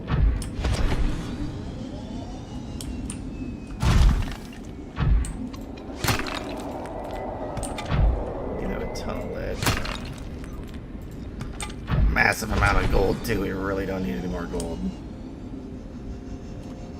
Oh, that's a Reaper over there. Do you see that? That's not good. Like, we're in a prawn suit. It's pretty beefy, but it's not beefy to the point where I want to fight a Reaper Leviathan while I'm in this thing.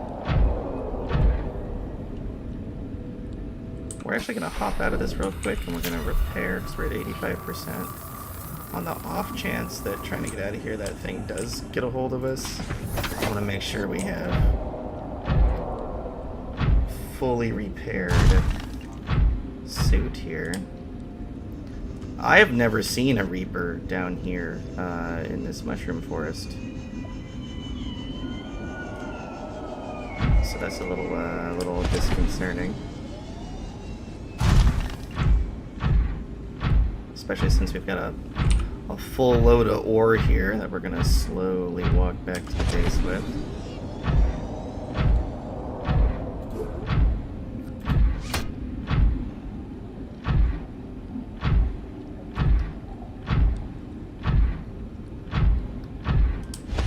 And jump jets.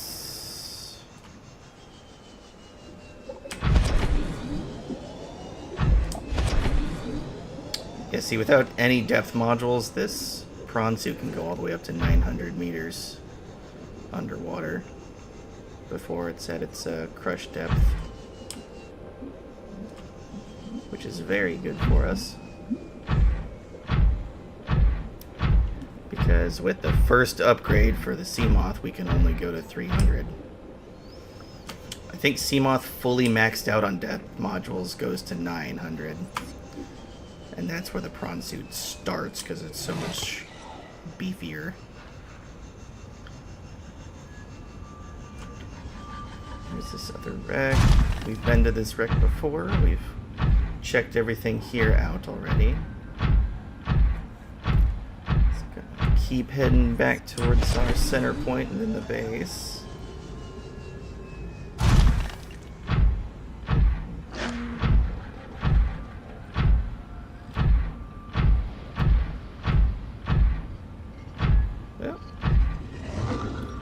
Let's go around that rock, not through it. Well, this should give us a ton of copper to work with. We shouldn't have to worry about having to run out and find more copper every single time we want to build something for a while, at least.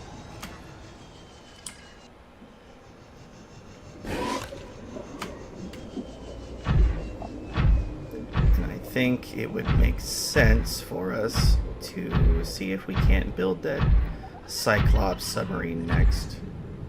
We've had the blueprints for that for a minute now, so we might as well construct it, because that'll be a good mobile base for us to use.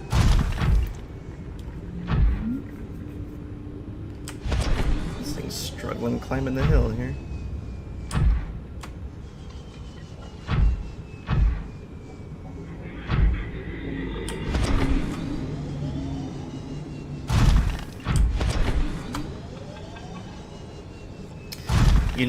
You know, I think actually, I think you could do the original Subnautica without air tanks. Because all that you need to do is be able to get into the Aurora and scan the stuff for your prawn suit here, which you don't have to go deep in the water at all, because you just need some lead to make the suit to get in there. And then to build the prawn suit, I believe you need the 2 aerogel. I think it's 2. So you would need to go down deep enough to get 2 aerogel, and that's 2 rubies and 2 gel sacks, which is a couple 100 meters down. And that's easily achievable with an air bladder and some fish, some bladder fish. You could definitely do that. Because once you have the prawn suit, you can go to 900 meters and you have air. So you have this mobile suit that's like an air tank. Yeah, so you could probably beat... I think you could probably beat the original Subnautica with no air tanks at all on hardcore mode, where you are not allowed to die a single time. I think you could still do it on hardcore mode with no air tank. Welcome aboard. I bet you that would be possible now that I'm thinking about it. That would be an interesting challenge run. See if you can beat Subnautica with no air tanks on hardcore. Ooh, this sounds like a plan now. I gotta start planning this out now, because that actually sounds very plausible. Alright, let's...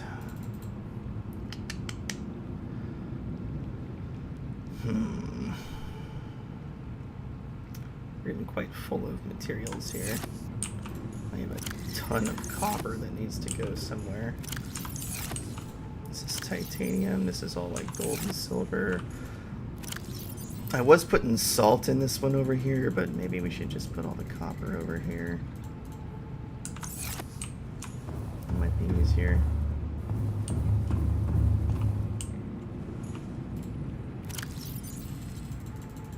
Oh yeah, so much copper. Oh, that's so nice.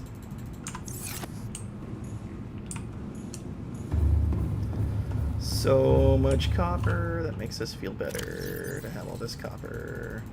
Majority of copper is just going to get turned into wires. But that's okay. So we've got all this here. Yeah, we're going to have to start changing our containers around a little bit here. We do need to pull this fish tank out of here because we're gonna require more storage space here. This is supposed to be for build stuff. Yeah, this is gonna be for bio. It's gonna hold the salt for now though. This over here, you're gonna have to hold this overflow. There's still a few more things in here. Seek fluid intake. Yeah, we got a massive resource haul from just going out with the prawn suit to the forest one time here. Just massive amount of resources. Being able to use that drill and get those nodes is just so crazy.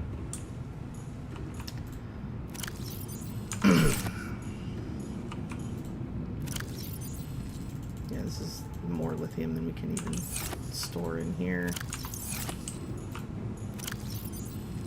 This is supposed to be for quartz over here, but too much stuff. Vital signs stabilizing. Let's cook some more of our fish here.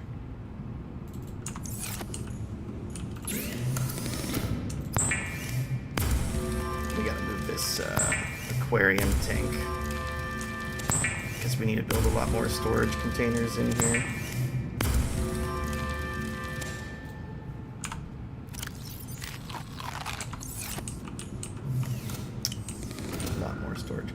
We only got one quartz though. Where was there a lot of quartz? Well, LifePod 19 had a whole bunch. There was like 2 quartz crystal things there, but you know what? We can actually... There should be a lot of quartz near us actually though, that we can just get very quickly with our Sea Glide, I think. Oh yeah, that thing's one of that. Oh, is this grown by the way?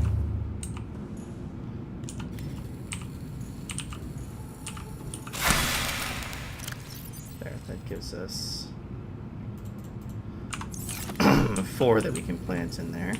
Eventually that'll expand more for us. Alright, got plenty of room in there. We can actually drop off this.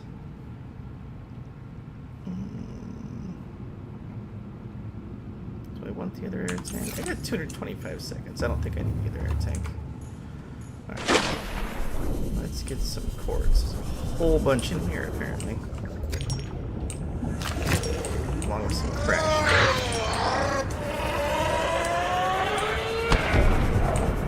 Let him go ahead and explode there, and then we're going to actually get that sulfur.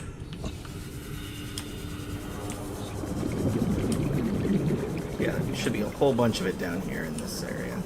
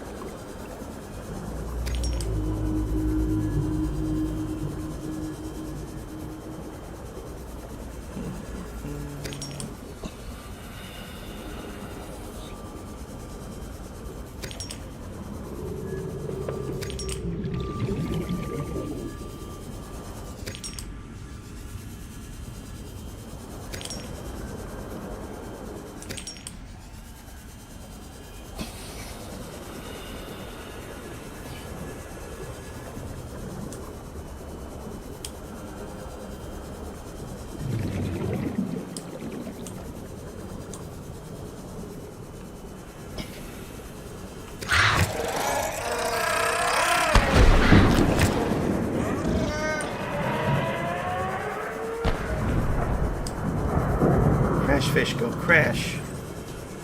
Crash, boom, bang. Oh, I missed some.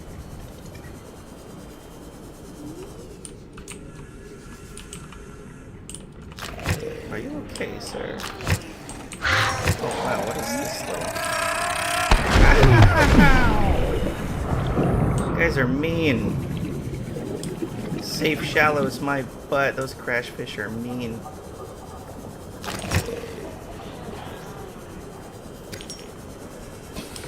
We don't have to break limestone open anymore. We got plenty of copper. And titanium is easy to come by. Actually, hey, we have some space. Okay, we actually want some of these pods. I need more. 3, 4, 5, 6. I think 6 is plenty. We'll go drop this off for now. Get some more quartz in a bit.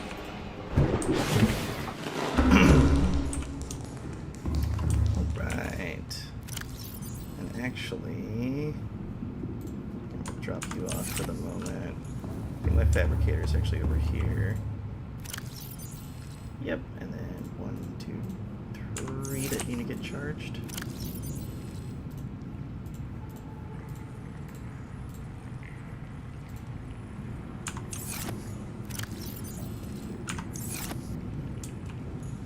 Prawn suit's lights are still on, okay. And fabricator to here. Yeah, actually, first thing, let's move this tank. We need this space for more lockers. Move you. I guess up to here. Where all can we fit a fish tank, I guess, is important to know. Oh, I really wish we could, like, build them into this window here.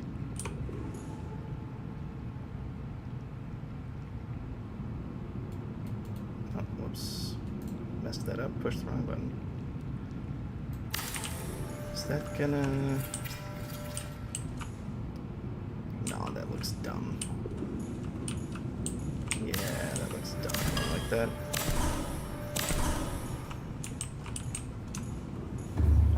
Could put them against here, I guess, in between the plants. Yeah, that'll work.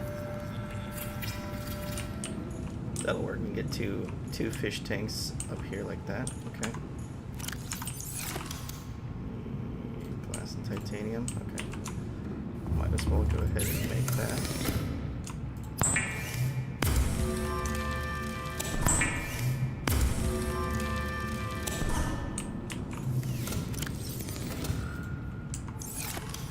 So we're gonna need all this and more, actually.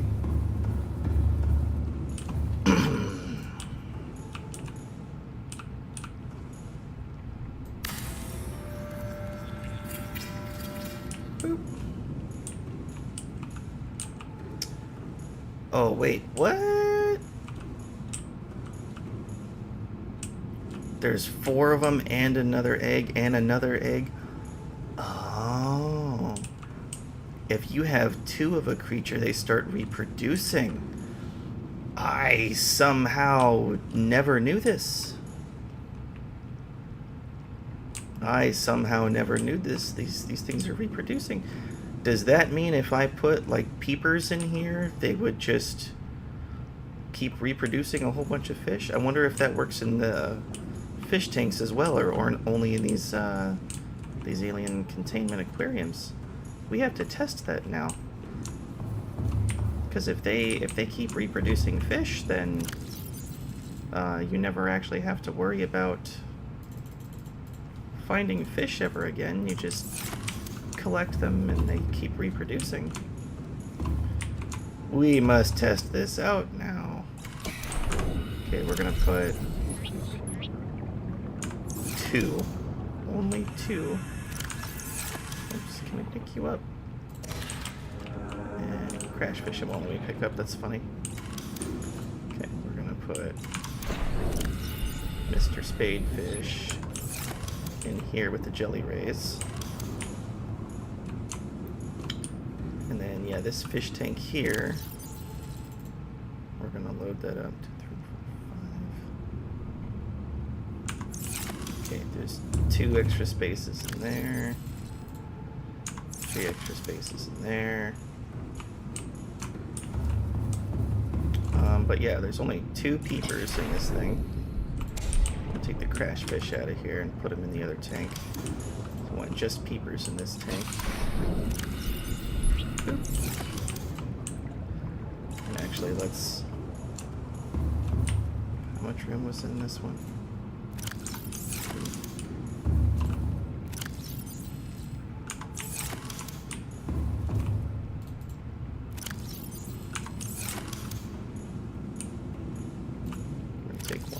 Out. Alright, so there's 2 in the big tank, 2 in the little tank. So we'll check later and see if they're propagating. This one's full. Man, that's crazy. That's it's also a lot of jelly rays. That's not what I wanted to do. Thank you very much. Just wanted to pick up the jelly ray and the egg. I did not want that many jelly rays. My inventory's full already, though. So, oh, it's because they're huge. Okay. I'm gonna put the jelly ray in the bioreactor. See how long that gives us fuel in there, I suppose. Let's see. Okay, yeah, we're gonna build a. I'm gonna build a locker in here. Matter of fact, we're gonna build 2 lockers in here. Just to put biomatter in. Alright, we're gonna keep building lockers in here.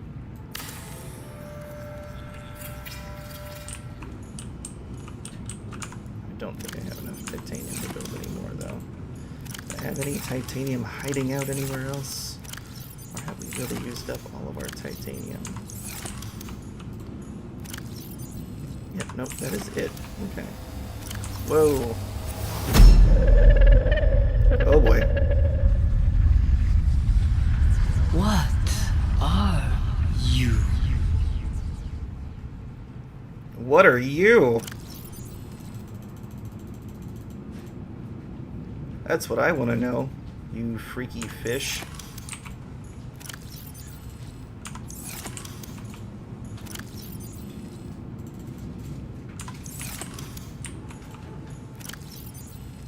Alright, let me get Sea Glide back and my ultra high capacity tank. And drink some water.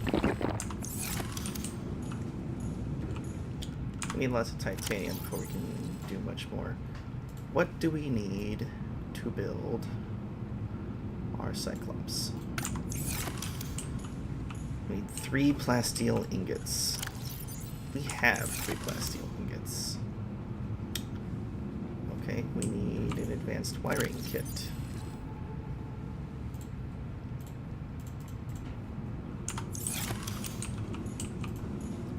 I think we can actually, oops, one more. I think we can actually make an advanced wiring kit.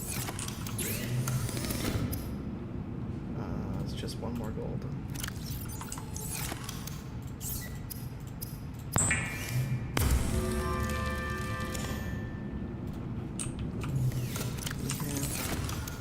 We do not, but we do have the ability to make some.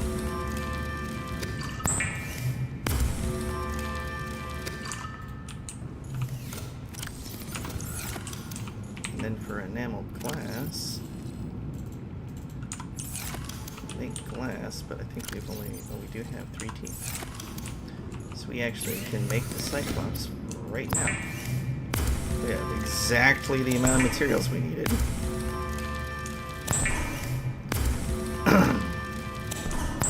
And this means we can actually go on a little adventure to get all the titanium we can possibly carry and bring it back to the base here. A massive titanium haul, if you will. Actually, I don't want to see all the ports, so I'm going to take the scanner room HUD chip off. We're going to have to move our little vehicle bay here, because otherwise it's going to try to drop the sub right on top of us here. So let's pack that up. We're going to put it over here instead. Because we need deeper water to put the Cyclops in. I think right here is probably just fine. Deploy. Alright, let us build a Cyclops. Be advised, the Cyclops is designed to be operated by a 3-person crew. Only experienced helmspeople should attempt to pilot this vehicle solo.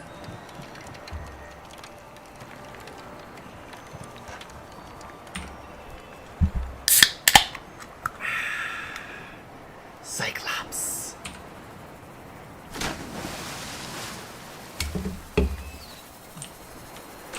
Boop. There's the Cyclops.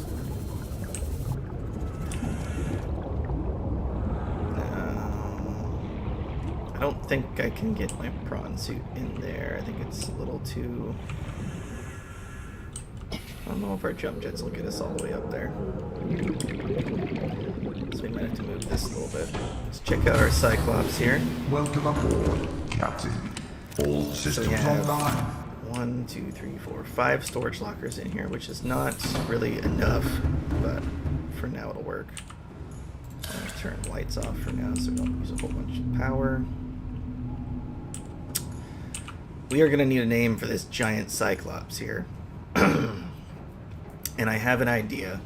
If no one in the chat has a recommendation, I have an idea myself. And this is the idea. What is that old story?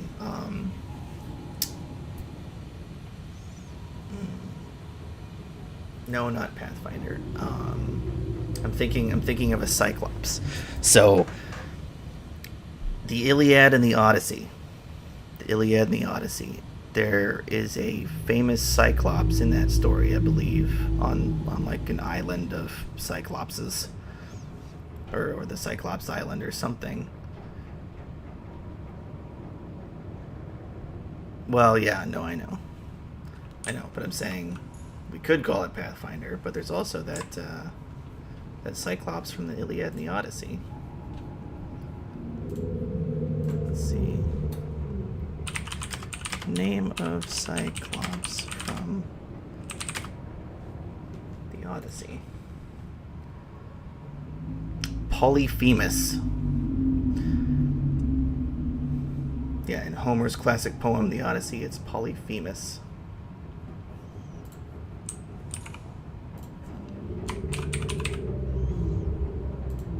Come on. Polyphemus.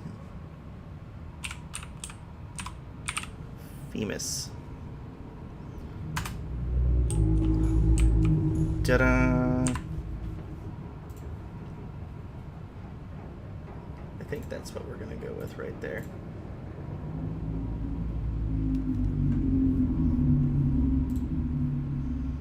Alright, so base color for the submarine. Do we just do white so it's easy to see? Maybe.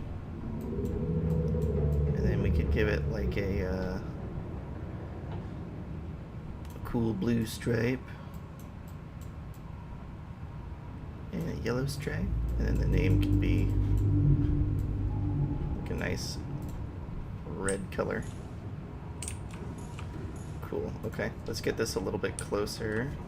Turn the engine on. Powering up.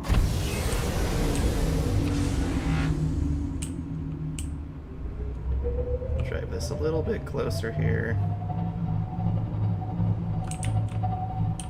Without hitting the base. let's look at our external camera. This is, can we see? Yeah, I think the loading bay is.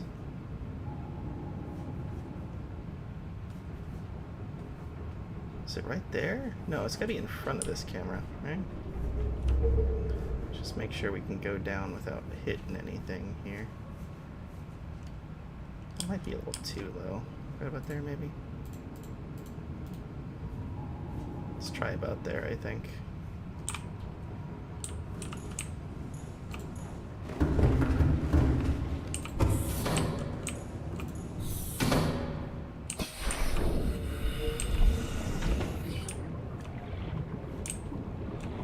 Okay, so our camera, which we can't see for some reason on the outside, is positioned like right here.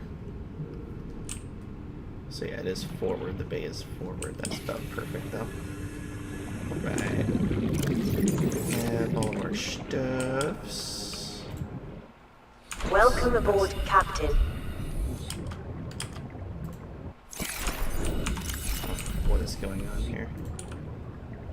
I want to open storage. I want to get suit. Thought I could get in it from the water, but I guess not. These are all fully charged batteries. Alright, boop, boop, boop. Alright, getting our ground suit here. Welcome aboard, Captain.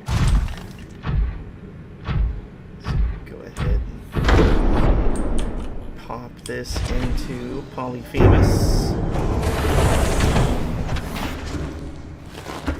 Haha. Very cool, very cool. We can actually access the storage from here too. Be nice to get some storage up here eventually. Let's get our external floodlights on so we can see. I guess we can turn internals on, that's fine. We can pilot the sub and we can actually, oh, we cannot pull that up from there. Blueprint is the decoy tube upgrade, okay. Let's make sure our voice log is caught up here because I hate all these yellow marks. And then yeah, data bank here, we did have some more stuff to go through. We'll read that at the end, I think, of this episode just to make sure we know all the alien stuffs. Let's see, beacon manager. I want to see where...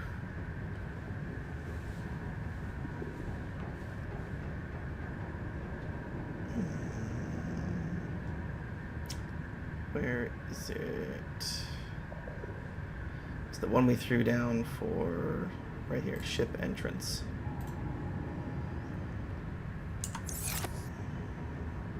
Right there. So it is on the other side of this shallows place. I think we can get across okay though. It's shallow, but I think it's deep enough that we can actually cut through here. Around this little kelp forest. So you want to get over towards this ship, because remember there is massive amounts of scrap metal just hanging out over here. So instead of going back and forth a couple of times, what we're going to do, since it's like 1,000 meters away from the base, what we're going to do is we're just going to get nice and close to it here. Bumping into some kelp there will be okay. Not sure where our integrity meter is on this thing. We're at 99 power, but it doesn't really tell us what our hull integrity is. I thought it had a way to tell from here what hull integrity was, maybe not. But yeah, we're gonna get nice and close to the ship here, and then we'll pop out with the prawn suit and collect as much scrap metal as possible. We're not gonna bump anything, relax. I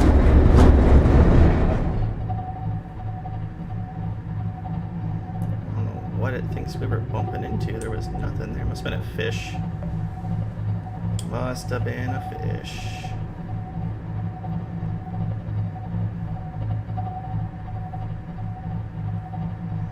Oh yeah, we're about there. This is that big,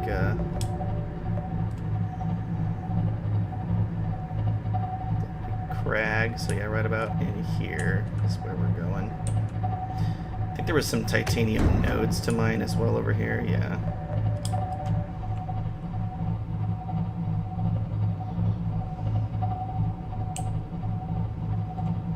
So yeah, we've got our little mobile base over here. Let's activate our camera so we can see how low we can drop this here. There's a stalker. We don't want to be too low to the ground here. Alright, we're going to turn the engines off so that we don't use a bunch of power. We're going to turn the external floodlights off. We'll keep the internals on so that we can see in here.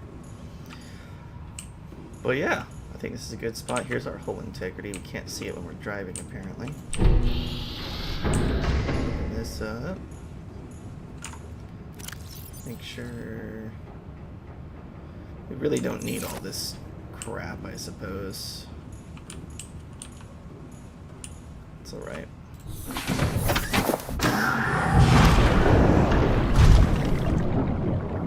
Hey, Mr. Stalker. Thanks for that. Oh, I need that. Thank you.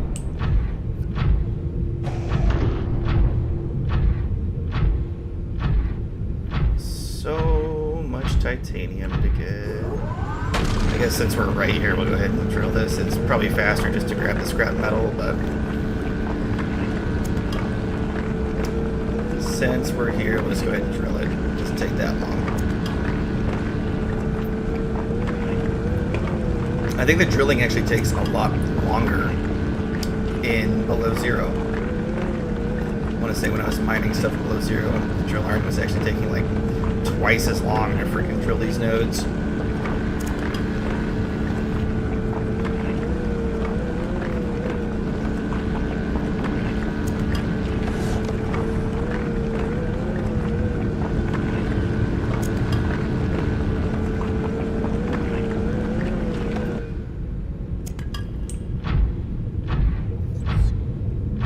No, wait, I want it. My scrap metal.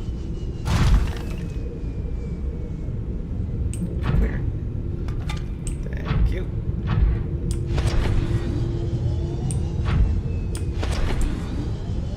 Oh yeah, there's so much here.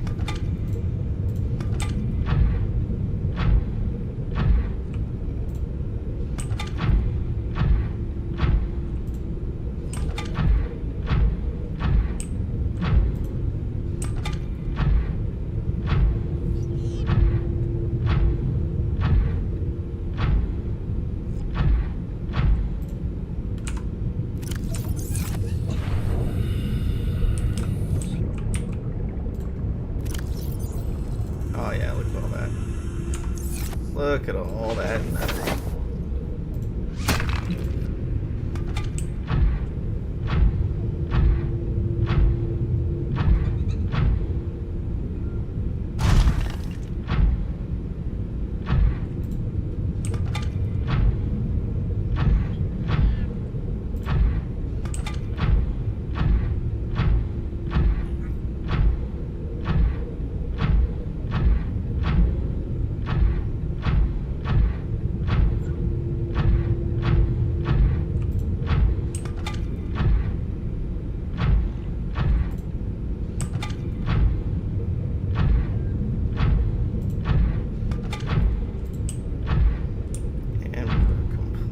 Full already.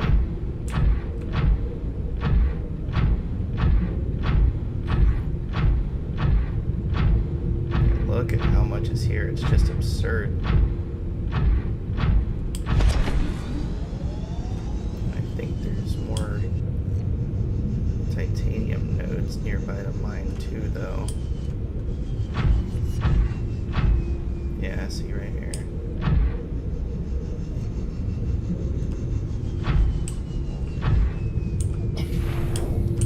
So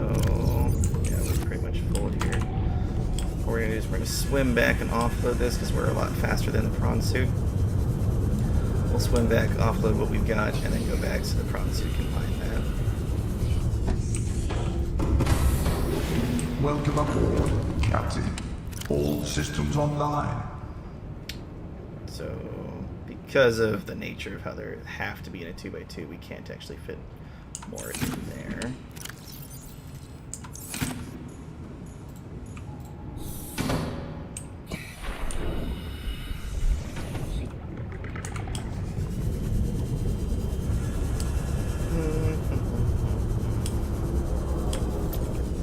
I missed it.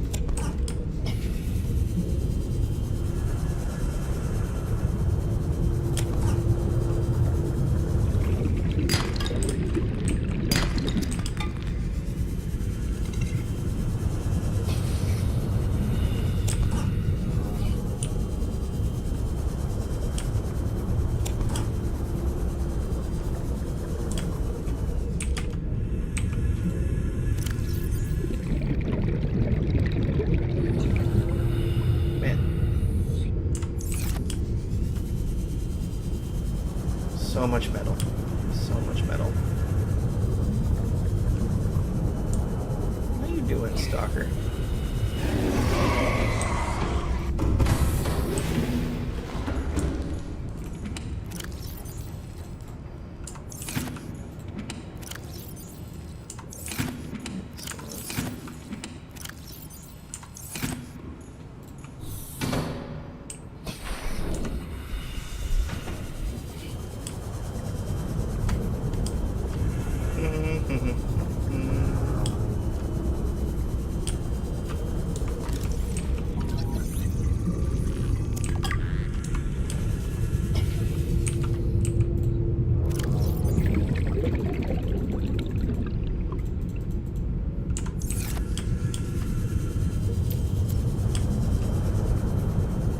So much titanium.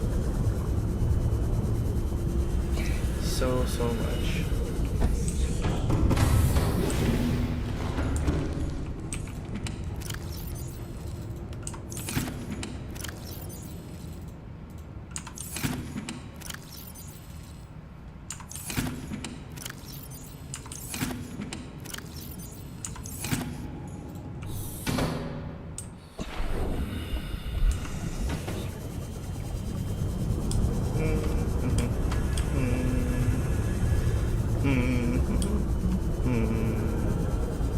Alright, we should have enough inventory space now. Welcome aboard, Captain. And we're drilling.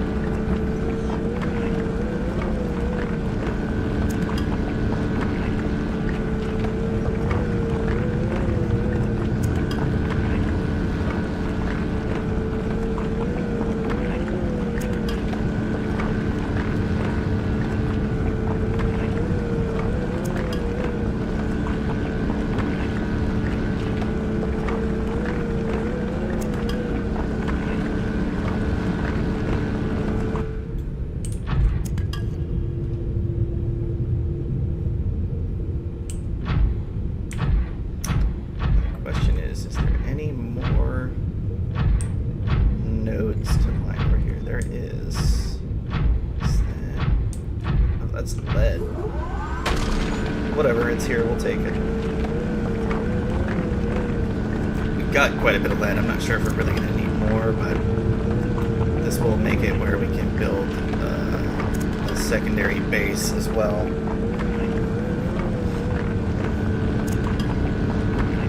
So I think we'll probably end up with 2 nice bases.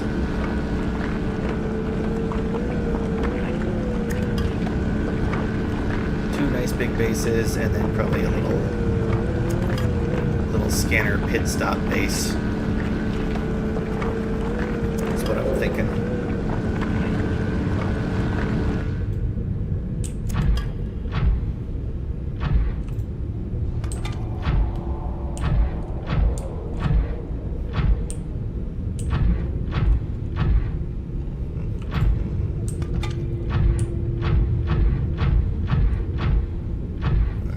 see how much we've got with this. I don't think there's any other mining nodes over here, is there?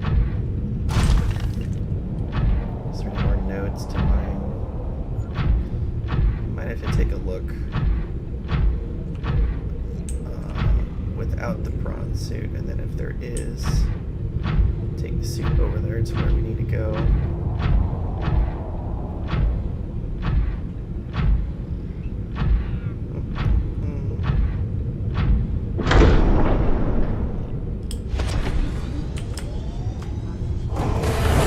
And docking. Big boy is docked.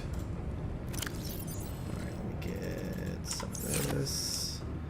I think our storage lockers down below are about full. We can actually get a lot more storage in here if we do it ourselves, if we make our own storage lockers.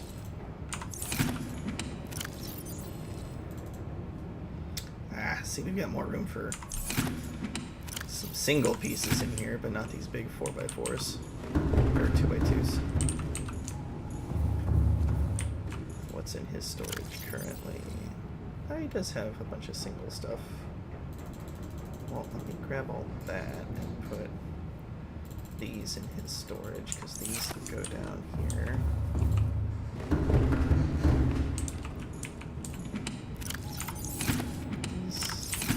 Double check these are all filled up. They are.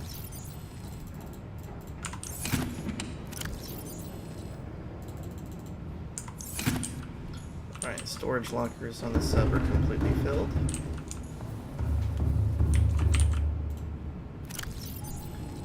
And we will dump all this back in here. Yeah, we'll keep all this stuff on us. Okay. Let's go do a little scouting. Just see if there's...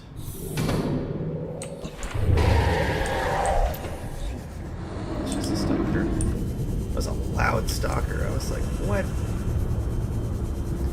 Yeah, let's just double check if there's anything else here that we need a prawn suit to mine. I think there is. Because we got 2 titanium and 1 lead node there.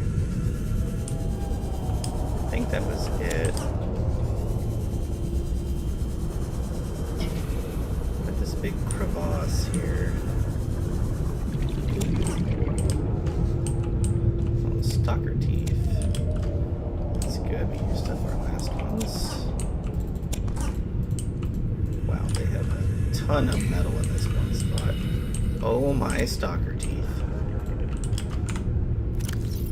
Drop that titanium for another tooth.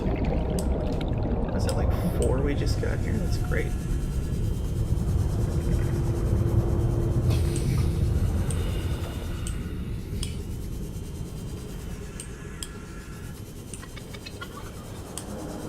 Seek fluid intake. Yeah, nothing else really in this trench. A little bit more metal in there. And that's about it. Oh, yep, right down here. Was this another lead? Yep. Alright, there's another lead vein to mine right there.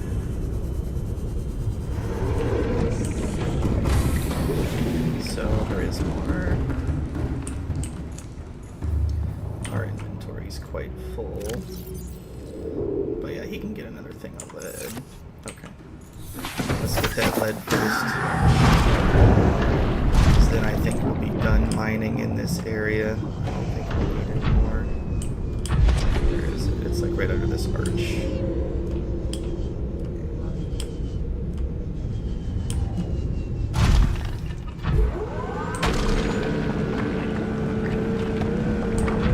And that's so much lead, I don't think we'll need any more lead the rest of the run, to be honest with you.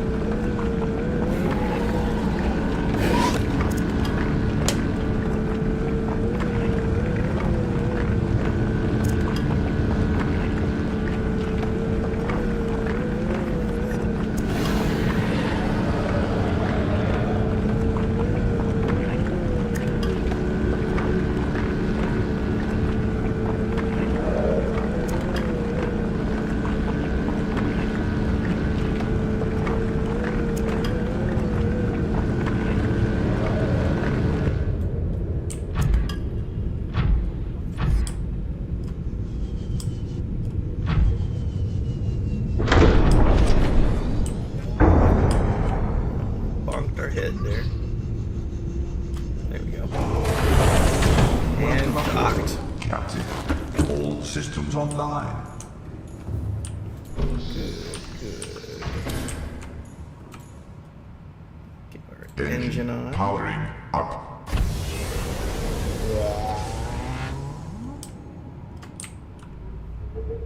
Alright. Now we can head back over to the base.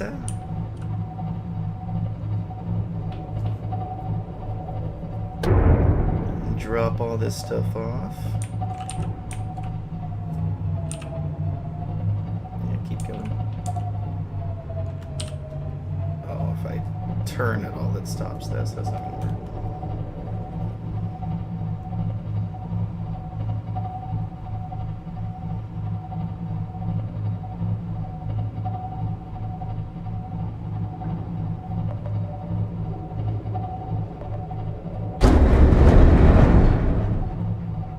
Seek fluid intake immediately.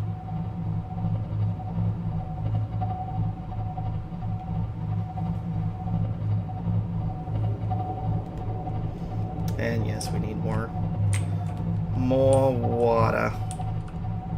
Gotta go kind of like into this kelp forest a bit to go around.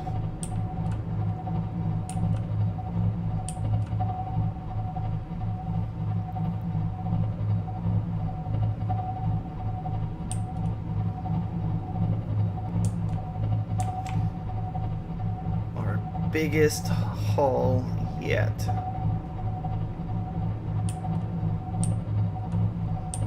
This is gonna be so good for us. So much titanium. Look out for the manatee here. We don't want to run him over.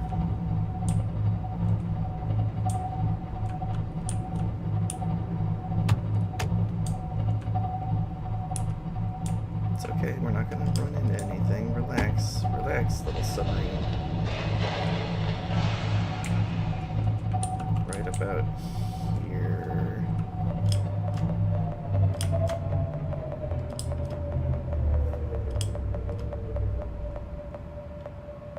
Relax with the proximity alerts, jeez. Engine powering down. Alright, let's turn. Yeah, we'll turn externals on. Yeah. Alright, let's go dock this. Welcome aboard, Captain. So we can offload all of our loot here. Welcome aboard, Captain. Because, oh boy, do we have a lot of loot. And let's see, we actually need some water. Vital signs stabilizing. So this thing stops yelling at us. Oh, another radio message. This is Altera HQ. This may be your only communications window. We can't send a rescue ship all the way out there, so Aurora, you're just gonna have to meet us halfway. We've uploaded blueprints to the ship's computer. Sandwich run, you in? Yeah, give me a second. Black box data shows the high security terminal in the captain's quarters is still functional. Becky's leaving like in 5 minutes. All right, well, tell Becky I'll just take the regular. The regular. Yeah, she'll know what I mean. The code should And be... if she doesn't? Just tell her the regular, dude. Okay. The if code... I say regular and she's like, what's the regular? I have to come all the way back up here. The code should be 2679. The regular's just a ham and cheese. Okay, would you just say ham and cheese? Ham and cheese. Okay. Was that Neebs?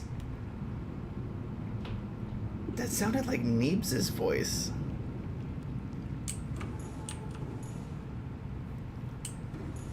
Did they get to voice? No way. No way. Did they get to voice those characters? That's, I mean, that's like definitely what that frickin' sounded like to me just now. That is definitely what that sounded like just now. Oh no, it could be. It could be. Turn this off in the scanner room here. Boop. So all this disappears. Alright, let's check on our peepers. Okay, so in the big tank we had 2. It looks like we've got 4 now. Okay, and in the small tank there's still only 2. So in the actual aquarium tank they might not reproduce, it looks like. But in the big one, there's definitely 4 in there now, and there was 2. No way. I wonder how many they'll actually produce. I wonder how many will keep going in there. That's crazy to me.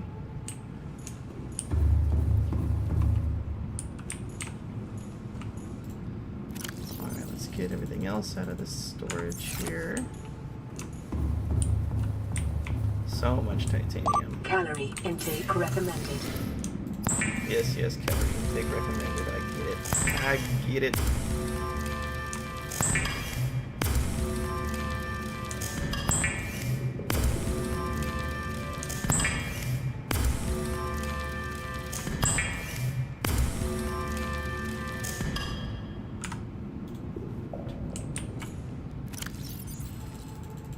So much titanium. Almost have our locker completely full now.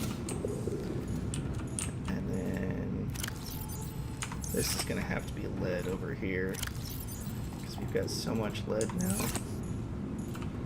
This is gonna have to be the lead locker. Okay. Let's grab some more of this. Oh yeah, look at all that lead. That's ridiculous. That is so much lead. Holy schmolies, Batman.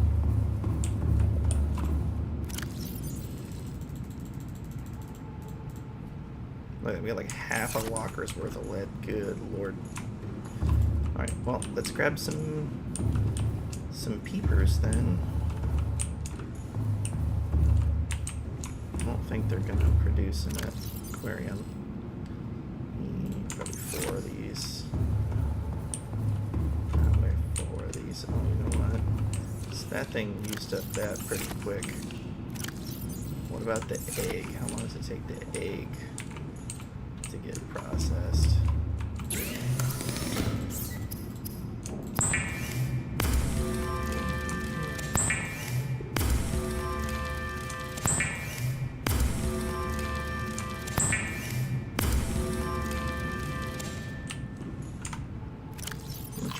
Vital signs stabilizing. Oh, good. Drink some more water here. Perfect when it's plenty. There we go. Let's actually go to this locker and drop off. Let's just drop off everything. I don't need anything right now.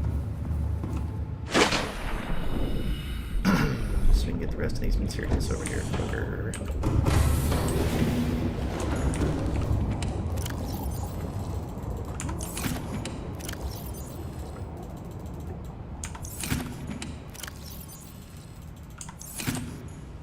I think 2 trips it looks like, and we should have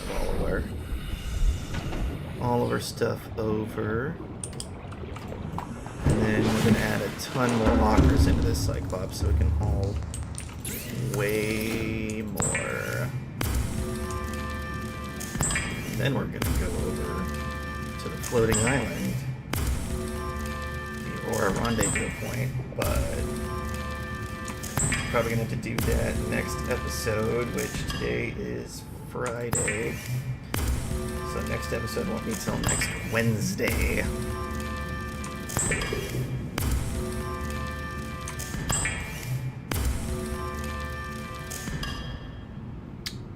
Alright, so this should fill up our titanium here.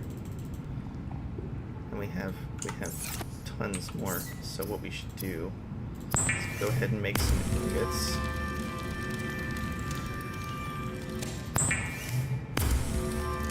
Because I don't think we'll need more than a whole locker's worth of titanium. And if for some reason we do, we can go get some more.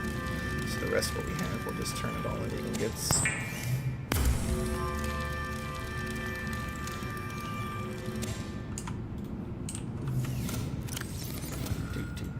Dude. And then copper. Oh, not there, here. So that's full, so let's just throw it into this like overflow bin here for now. So yeah, the rest of this episode, we'll move the rest of this over. We'll get a bunch of stuff prepped for going over to the floating island next episode.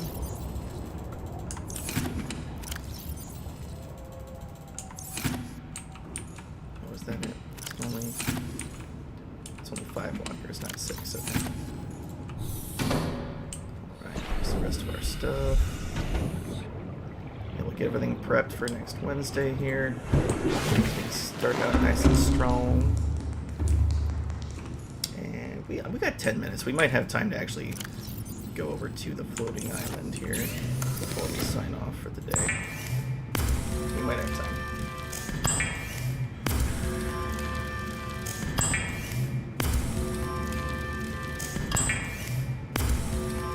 It would be good to finish this base, though. This base, I guess, isn't finished. Being built, really.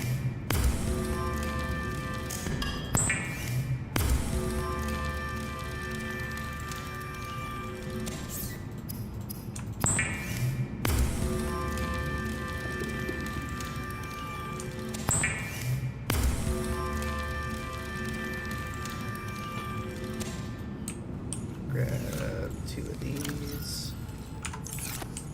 So we can make 1 more.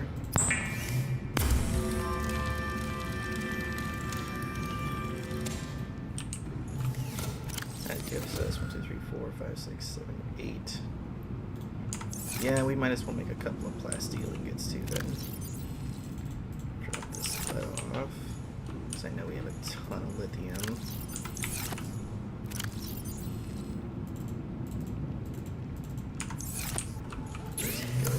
Prep some plasteel ingots for anything we might need.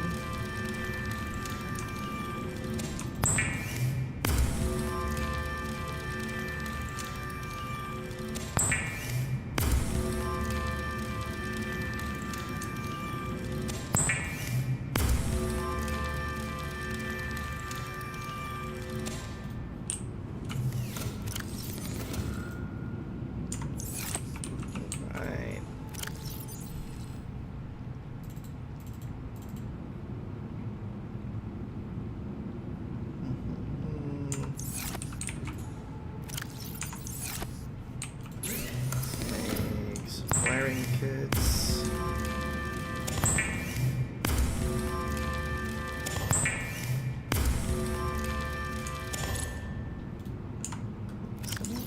Just those 3. There, then we have some wiring kits made.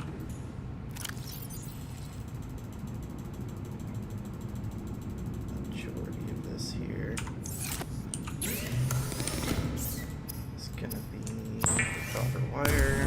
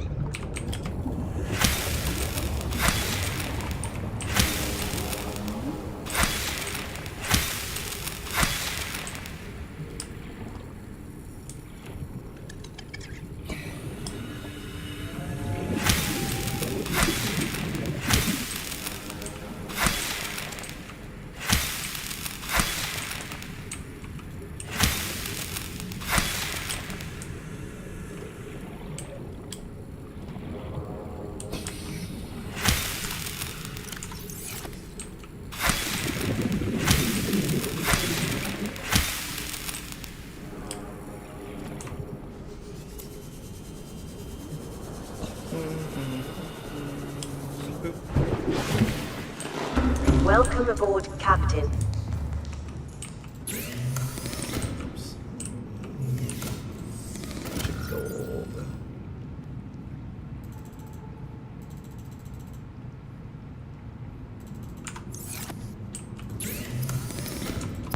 Let's make a whole bunch of computer chips. Because we're going to be doing a lot of upgrades and stuff. We're going to want some advanced wiring kits. I'm not sure how many, to be honest with you.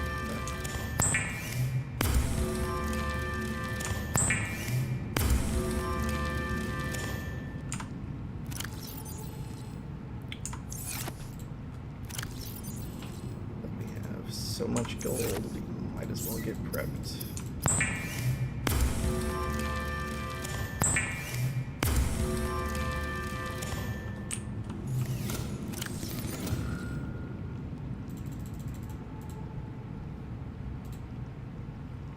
There's 5 computer chips in there. And then, let's see, what do we need? Just wiring kits, okay. Well, we'll make one advanced wiring kit right now. But we're low on silver, so until we find some more silver, just keep it like this. There we go.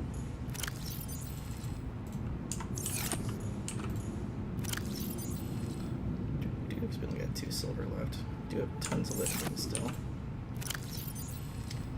Like, tons of lithium. Oh, that's right, we have all these copper wires still.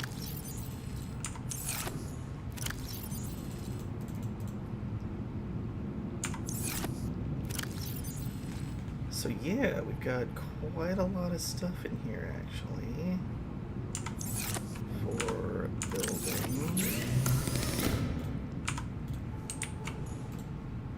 We got a good bit of stalker teeth that actually can go over here. And this is... well, they can go in the Cyclops. We got posters, empty storage, uraninite, a whole bunch of lead. Yeah, this one here, I guess that's fine for gold and silver. We got copper. Some quartz. We have a full thing of titanium. Let's take diamond out of here and we'll put diamond right next to the uraninite for now. Yeah, same with ruby here. Magnetite. Put that in here as well. Just so we have some more space, because lithium takes up a whole bunch of space with how much we have. There we go, that feels better. Radiation suit. These gas pods can come out of here and get put over in this. And the salt we can down that titanium too. This is full, right? Yeah. Put titanium over here. Take these posters out. Put the posters in here for now. Put the salt in here for now. That looks better to me. Alright. Oh yeah, these are still empty. Let's do...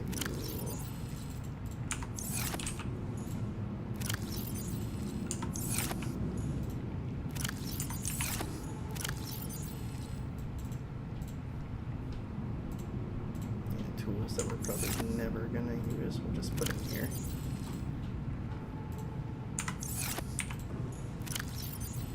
And that makes more sense. Yeah, that's better. It's better right there. Alright, so next episode will be next Wednesday, because today's Friday. We don't stream on Saturday and Sunday. We're doing family things. Monday is Christmas. Streaming on Christmas. Tuesday, day after Christmas, whole family's got it off. No one's doing anything, so I'm taking that day off. Just gonna have a 4-day family thing. So Wednesday the 27th is going to be the next stream day. And that should be normal schedule. We'll have our Subnautica, and then Fallout, and then Apex if we've got the team together. So that'll be happening next Wednesday. So next 4 days, we're going to have a hiatus from streaming. And we are gearing up to do a countdown stream on 31st. So sounds like we might be doing a Stardew Valley stream for that. Do something different for the countdown stream. So very possibly we're going to be looking at that. We may do something else. We'll see. We'll see what feedback is on this video. But that's what we're gearing up for, it sounds like, is to do some just a nice chill, just counting down New Year while we're just screwing off on some Stardew Valley.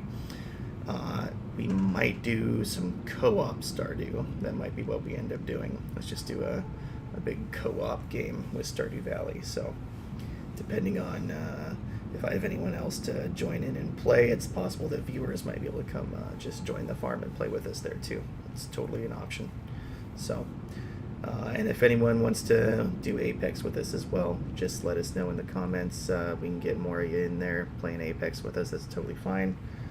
We're not super professional at it or anything. We just like to have a good time. So if you'd like to come hang out and do Apex with us, we'll be doing that this evening again as well. So yeah. We're going to take a little bit of a break here. We'll be back in about an hour, and we're going to get started, do a couple of hours of Fallout 76. As we said on the new schedule here, we're going to suspend the throwing knife challenge right now because there is the Christmas event, and we want to capitalize on that Christmas event and maybe show you guys some places that we can get more of those event tasks done.